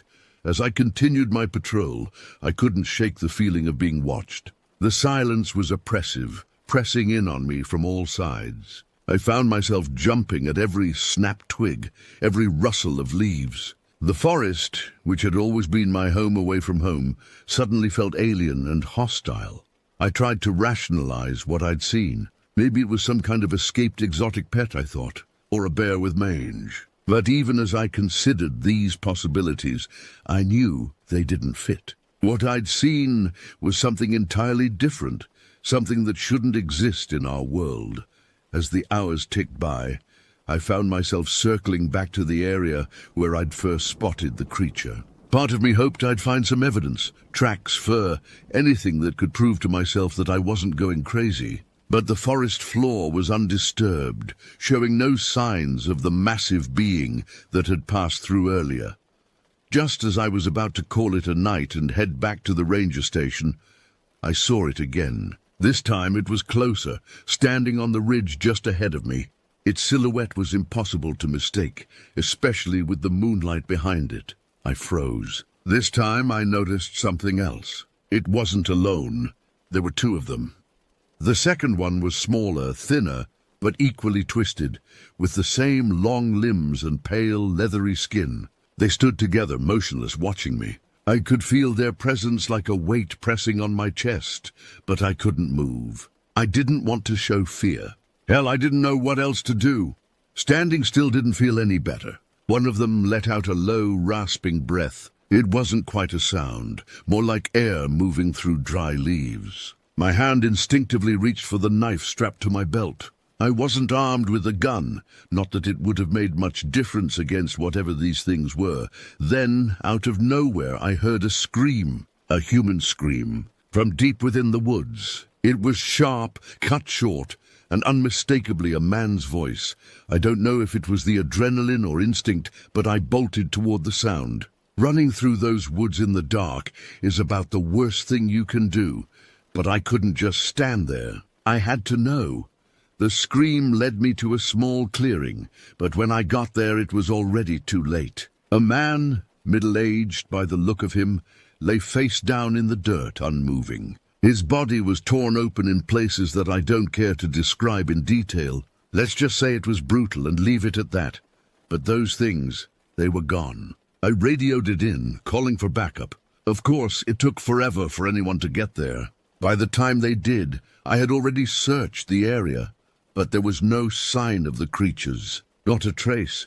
When my colleagues arrived, I tried to explain what I'd seen, but you can imagine how that went. Blank stares, questions that danced around the fact that they didn't believe a word I was saying. But the man's body was there, lying in a pool of his own blood. That part was real enough. They chalked it up to an animal attack. A mountain lion, maybe. The local authorities took over, said they'd handle the investigation. I wasn't going to argue. What was I supposed to say? That two gangly, crocodile-faced creatures from some nightmare had been stalking me through the woods and killed a man. No one would believe that. The official report said it was a big cat, but I know what I saw. I didn't go back to that section of the park for a while. Couldn't bring myself to. But curiosity has a way of pulling you back in. About a month later, I ventured into the same area, not because I wanted to see those things again, but because part of me needed closure. Closure I didn't think I'd get. That's when I found it. A bone half buried in the dirt near where the man had died. It wasn't human, too long, too thin, and the end was snapped like it had been chewed on. I stood there for a long while, staring at it, not sure what to make of it. But I didn't touch it, didn't want to. I left it where it lay, turned and walked back down the trail. Whatever those things were, they were still out there. I couldn't prove it. Not in a way anyone else would believe. But I didn't need to. They knew. And so did I. In the weeks that followed, I found myself questioning everything. Every shadow in the forest seemed to hide one of those creatures. Every unexpected sound made me jump. I began to wonder if I was losing my mind. Maybe the stress of the job had finally gotten to me. Maybe I'd imagined the whole thing, but then the reports started coming in. Hikers claiming to have seen strange, pale figures moving through the trees at dusk. Campers waking up to find their sites ransacked, with no signs of bears or other wildlife. And always, always, that eerie silence that seemed to follow in the wake of these sightings. I started keeping a log, documenting every incident, every detail I could gather. I knew I was onto something, but I couldn't shake the feeling that I was in, way over my head. Despite my better judgment, I began spending more time in the area where I'd first encountered the creatures. I set up trail cameras, hoping to catch a glimpse of them on film. Night after night I'd return to check the footage, only to find nothing but the usual forest animals. But then one evening, I hit pay dirt. The camera had captured something moving through the frame, just at the edge of its range. The image was blurry, indistinct, but there was no mistaking that elongated silhouette, those unnaturally long limbs. I took the footage to my supervisor, hoping that this would be the evidence I needed to prove I wasn't crazy. But as we reviewed the video together, I could see the skepticism in his eyes. He suggested it might be a bear standing on its hind legs, or maybe just a trick of the light. I knew then that I was on my own. If I wanted answers, I'd have to find them myself. It was a cold November night when everything came to a head. I was on my usual patrol, skirting the edge of the area where I'd had my encounters. The air was thick with fog, limiting visibility to just a few feet in front of me. That's when I heard it, that same rasping breath I'd heard before. But this time, it was coming from behind me. I spun around, flashlight in hand, and found myself face to face with one of the creatures. It was even more terrifying up close. Its eyes were milky white, with no pupils that I could see. Its skin seemed to pulse and shift in the beam of my flashlight, as if it couldn't quite hold its shape. I stumbled backward, fumbling for my radio, but before I could call for help, the creature spoke. Its voice was like gravel being ground together, barely recognizable as language. But I understood it all the same. "We've been waiting for you, Connor," it said, and that's when I realized the truth.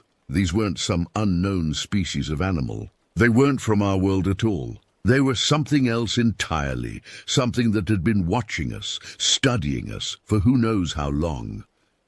As more of them emerged from the fog surrounding me, I knew that my life as I knew it was over. The Chiricahua National Monument wasn't just a park, it was a gateway, and I had just stumbled through it.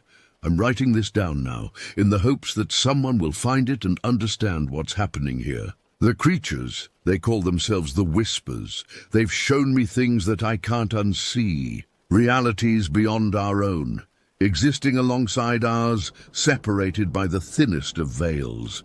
They say they need me, that I'm important somehow. But I don't know if I can trust them. All I know is that the forest isn't what we thought it was.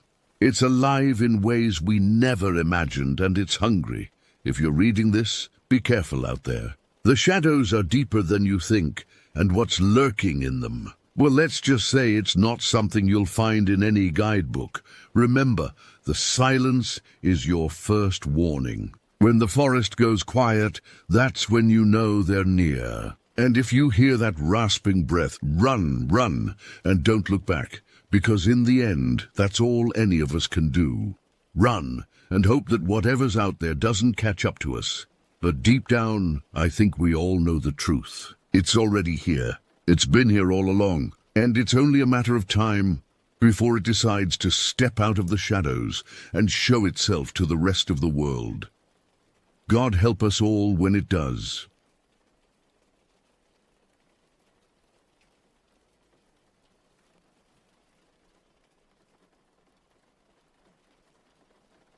I never really bought into all that paranormal stuff. My name's Otis Drexel, and I've been working in the missing persons unit for a good chunk of my life. 23 years, to be exact.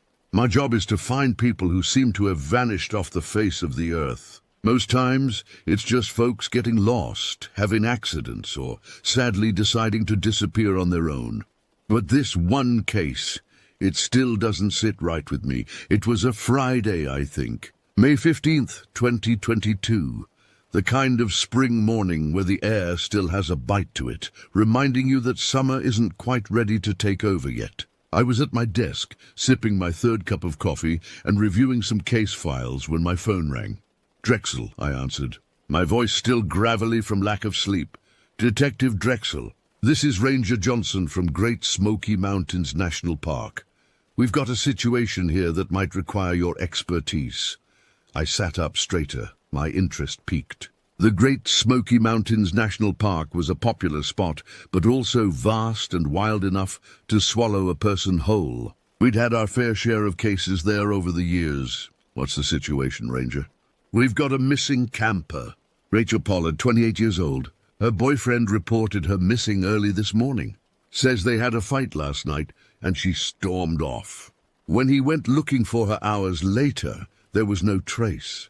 I jotted down the details in my notebook, my mind already racing through the possibilities. "Any signs of foul play?" "None that we can see, but we haven't done a thorough search yet. The boyfriend seems pretty shaken up." I glanced at my watch. 10:46 a.m. "All right, I'm on my way. Keep the boyfriend there and don't let anyone contaminate the scene." I hung up, grabbed my jacket and headed out. As I drove towards the park, The sun was just beginning to peek over the horizon, casting a golden hue over the dense trees and rolling hills. The air was crisp with that unique smell of pine and earth you only get in places like this. It was beautiful, but I couldn't shake the feeling of unease settling in my gut. I arrived at the park ranger station just after noon. Ranger Johnson met me at the entrance, a tall, weathered man with a no-nonsense attitude that I appreciated. Detective Drexel. He greeted me with a firm handshake. "Thanks for coming so quickly." The boyfriend's inside. "Name's Mark Henson." "He's pretty worked up." I nodded, following Johnson into the station. In the small waiting area sat a scrawny guy with a guilty look on his face. He was pale and jittery, which wasn't unusual for someone whose loved one was missing. But something about his demeanor set off alarm bells in my head. "Mr. Henson." I approached him, flashing my badge. "I'm Detective Otis Drexel. I'd like to ask you a few questions about Rachel's disappearance." Mark looked up at me, his eyes red-rimmed and unfocused. "Yeah, okay. Whatever helps find her." I sat down across from him, pulling out my notebook. "Walk me through what happened last night." "You said you had an argument." Mark nodded, running a hand through his disheveled hair. "Yeah, we've been having some problems lately. Rachel's been distant, you know. Last night I confronted her about it. Things got heated." "What time was this?" "Around 9 p.m., I think. We'd just finished dinner at our campsite." I jotted this down. "And then what happened?" Mark's voice trembled slightly as he continued. "We argued, yeah. She was really upset. She said she needed space, and then she just walked into the woods. I thought she'd cool off and come back, but she didn't. I looked for hours, but it's like she just disappeared." I nodded, trying to keep my expression neutral. "Anyone else around? Anything unusual you noticed?" Mark shook his head. "Just us. We didn't see anyone. Our campsite is pretty isolated." "What was Rachel wearing when she left?" "Her jeans, hiking boots, and a red fleece jacket. She had her phone with her, but it's going straight to voicemail now." I made a note of the description. "And you waited until this morning to report her missing?" Mark's eyes darted away from mine. I thought she'd come back. I kept looking for her all night. When she didn't show up by dawn, I hiked back to get help. Something about his story didn't quite add up, but I couldn't put my finger on what. I'd seen enough cases to know that the person closest to the victim is often involved. But I'd also seen enough to know that sometimes terrible things just happen. "All right, Mr. Henson, we're going to do everything we can to find Rachel. I need you to stay here at the station in case we have any more questions. Can you do that?"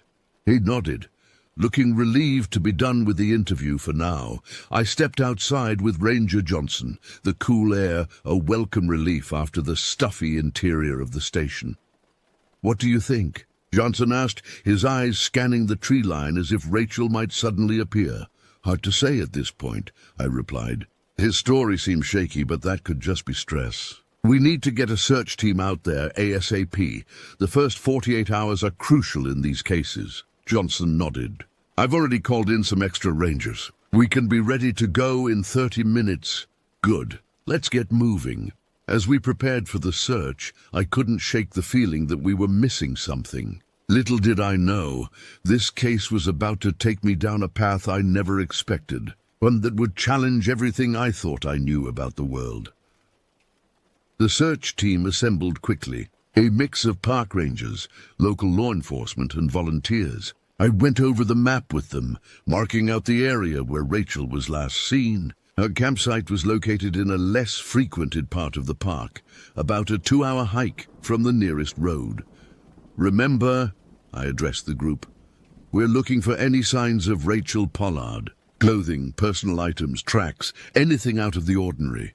If you find something, don't touch it. Mark the location and radio it in immediately." We spread out, each team taking a different section of the search grid. I paired up with Ranger Johnson, heading towards the area where Mark claimed Rachel had walked off. You'd be amazed at how quickly a person can vanish in the wilderness. The dense foliage and winding trails make it a real maze. As we pushed deeper into the forest, the canopy above grew thicker, casting long shadows across our path. "How often do you get missing persons cases out here?" I asked Johnson as we carefully scanned the ground for any signs of disturbance.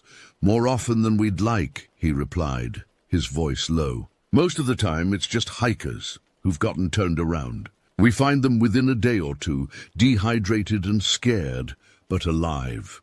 And the other times?" Johnson's face darkened. "Sometimes we don't find them at all. The forest, it can be unforgiving."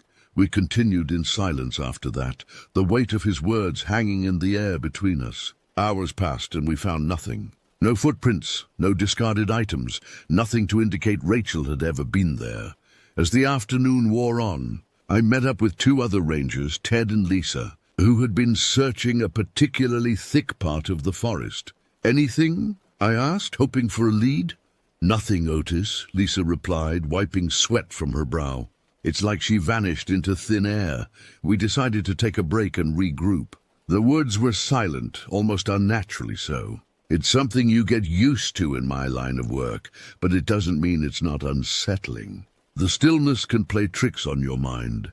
As we sat there, catching our breath and comparing notes, I couldn't shake the feeling that we were being watched. I kept glancing over my shoulder, expecting to see something lurking just out of sight. But there was never anything there. "Just trees and shadows. We should head back soon," Johnson said, checking his watch. "It'll be dark in a couple of hours." I nodded, but I was reluctant to give up. Something about this case had gotten under my skin.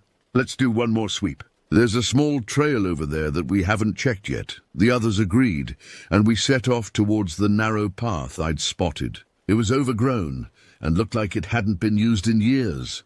Something about it drew me in.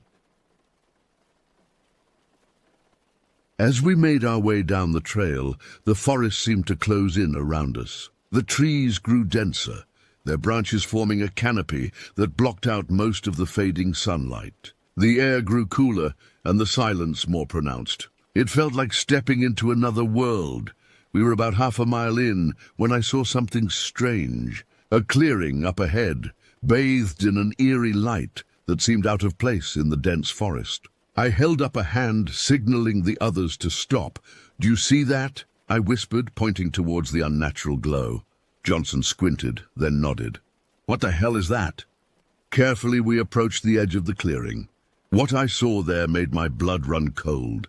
In the center of the clearing was a circle of stones, ancient-looking and covered in moss. And in the middle of that circle, "Oh my God," Lisa gasped. There, sprawled out in the center of the stone circle, was Rachel Pollard. Her eyes were open but lifeless, her body unnaturally twisted. There were no signs of struggle, no visible injuries. She was just dead. I approached cautiously, my heart pounding. As I knelt beside her to check for any signs of life, I heard a rustling behind me. I turned sharply, but there was nothing there. Just the trees and the silence. "Damn it," I muttered, my nerves on edge. I reached for my radio to call it in. But as I did, I noticed something clutched in Rachel's hand. It was a small, smooth stone, unlike any I'd seen in the area. There was something etched into its surface, but I couldn't make it out in the fading light. As I pocketed the stone, intending to examine it more closely later, the feeling of being watched intensified. I couldn't shake the sense that something was out there, hiding in the shadows, waiting. Little did I know, this was just the beginning. The forest had revealed one secret, but it was holding on to many more. And as the sun set on that first day of the investigation, I had no idea how deep this rabbit hole would go, or how it would change everything I thought I knew about the world.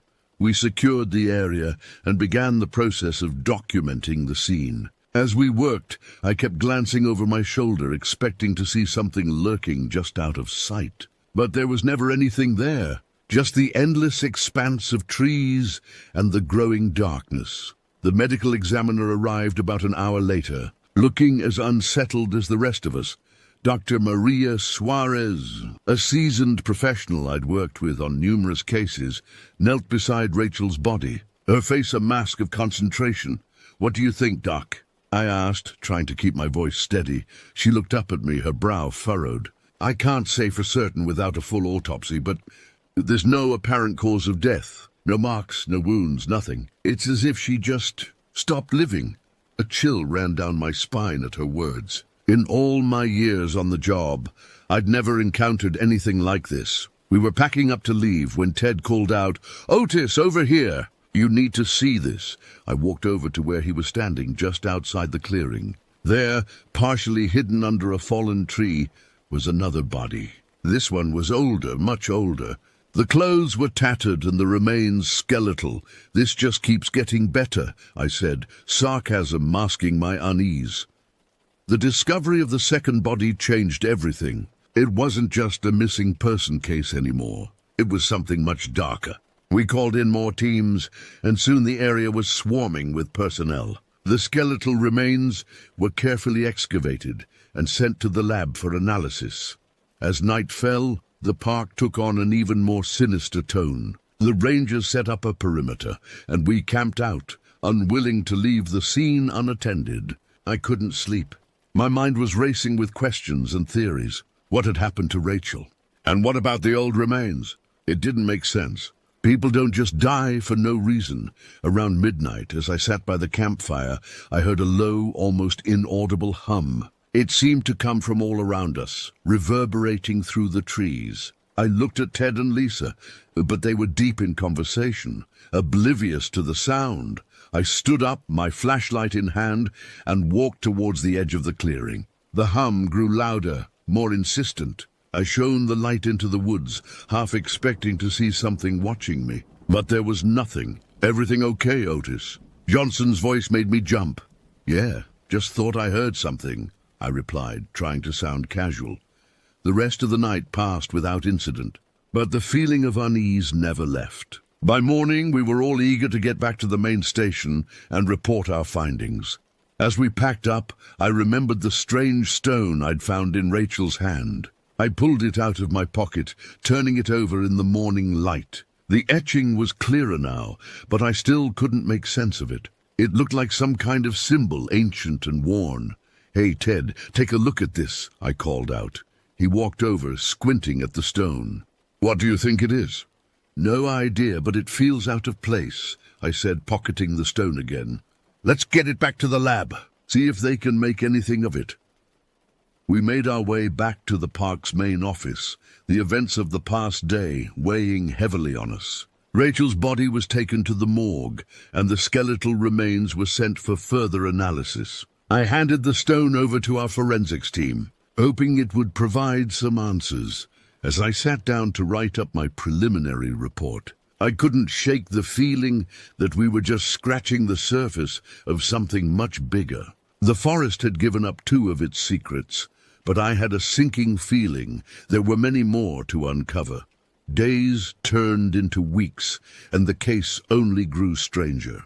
The medical examiner couldn't determine a cause of death for Rachel. Her body showed no signs of trauma, no evidence of drug use. Nothing to explain why a healthy 28-year-old woman would suddenly drop dead in the middle of the forest. The skeletal remains were identified as belonging to a hiker who had gone missing over a decade ago. His case had gone cold, written off as another unfortunate soul lost to the wilderness. But now, finding him in the same spot as Rachel, it seemed like too much of a coincidence. And then there was the stone. Our forensics team couldn't make heads or tails of it. It wasn't from any local geology, and the markings didn't match any known language or symbols. It was as if it had appeared out of thin air, just like our victims had vanished. I spent countless hours poring over old case files, looking for any connections. And then I found it. A series of disappearances dating back decades, all in the same area of the park. All unsolved, all with no trace of the missing persons ever found. One night, as I was going over the files for what felt like the 100th time, my phone rang. It was Lisa, one of the rangers who had been with me when we found Rachel. "Otis," her voice was shaky. "You need to come to the park, now." I didn't ask questions. I grabbed my coat and drove out to the park, my mind racing with possibilities. When I arrived, Lisa was waiting for me, her face pale in the harsh glare of the parking lot lights. "What's going on?" I asked, trying to keep my voice steady. "Just follow me," she said, leading me into the woods. We walked in silence, the darkness pressing in around us. The familiar hum I'd heard that first night seemed to grow louder with each step. Lisa led me to the same clearing where we'd found Rachel. In the center was another circle of stones, and in the middle, another body. I approached cautiously, my heart pounding. The body was that of a man, his face contorted in a look of sheer terror. He was dressed in hiking gear, and from the looks of it, he hadn't been dead long. "We found him this morning," Lisa said quietly. "No ID, no belongings, just dead." I knelt beside the body, examining it closely. There were no visible injuries, just like Rachel. But this time, there was something different. In the man's hand was a piece of paper, tightly clenched. I pried it loose, my hands trembling. The paper was old and worn, but the writing was clear. It was a map with the clearing marked in red, and beneath it a single word: "Beware." I stood up, my mind reeling. What the hell was going on? I looked around, half expecting to see something lurking in the shadows. But there was nothing, just the trees and the silence. "We need to get out of here," I said, my voice barely above a whisper. We made our way back to the main office, the weight of the new discovery heavy on our shoulders. I handed the map over to the forensics team, hoping it would provide some answers. The next few days were a whirlwind of activity. The new body was identified as another missing hiker, his case also long cold. The map was examined, but it didn't match any known trails or landmarks. It was as if it was drawn by someone who knew the forest intimately, but not in any official capacity. I couldn't shake the feeling that we were dealing with something beyond our understanding, something ancient and malevolent. The stone, the bodies, the map, they were all pieces of a puzzle I couldn't quite solve. It was during a late-night research session that I stumbled upon something that made my blood run cold. An old journal, buried deep in the park's archives, written by one of the original surveyors of the area in the late 1800s. The journal spoke of strange occurrences in the forest, unexplained disappearances, eerie sounds, and most disturbingly, a clearing with a circle of stones that seemed to appear and disappear at will. The surveyor wrote of a local Cherokee legend about a place where the veil between worlds was thin, a place where dark spirits could cross over and take the unwary. The description matched our clearing perfectly. I knew then that we were dealing with something beyond the realm of normal police work. But I also knew that I couldn't just walk away. Too many people had vanished. Too many families were left without answers. I gathered a team of trusted colleagues, including Ted and Lisa, and we set out for the clearing once more. This time we were prepared, or so we thought. We had cameras, recording equipment, and enough supplies to last days. As we entered the clearing, the air grew heavy with tension. We set up our equipment, documenting everything meticulously. Hours passed and nothing happened. The forest was silent, almost unnaturally so, and then, just as the sun began to set, we heard it. The low hum growing louder and more insistent. We looked around, but there was nothing, just the trees and the darkness closing in. Suddenly, the ground beneath us began to tremble. The stones in the circle glowed with an eerie light, casting strange shadows on the trees. And then, in the center of the circle, a figure appeared. It was tall and gaunt, its eyes glowing with an unnatural light. It moved with an eerie grace, its limbs long and thin. It looked at us, and I felt a chill run down my spine. "Who are you?" I demanded, my voice shaking. The figure didn't respond. Instead, it raised a hand, and the ground beneath us began to crack. We stumbled back, trying to keep our footing. "Otis, what do we do?" Lisa shouted, her voice filled with fear. "We need to get out of here now," I yelled, grabbing her arm. We ran, the ground cracking and shaking beneath us. The hum grew louder, almost deafening. I glanced back and saw the figure watching us, its eyes glowing brighter. We burst out of the clearing and into the forest, the ground still trembling. We didn't stop running until we reached the main office, our hearts pounding and our minds reeling. We reported everything, but no one believed us. The footage we recorded was mysteriously corrupted. The maps we found were dismissed as hoaxes. It was as if the forest itself was hiding the truth. Rachel's case remained unsolved, her death a mystery. The old remains and the new body were buried, their stories forgotten. But I knew there was something in those woods, something ancient and malevolent.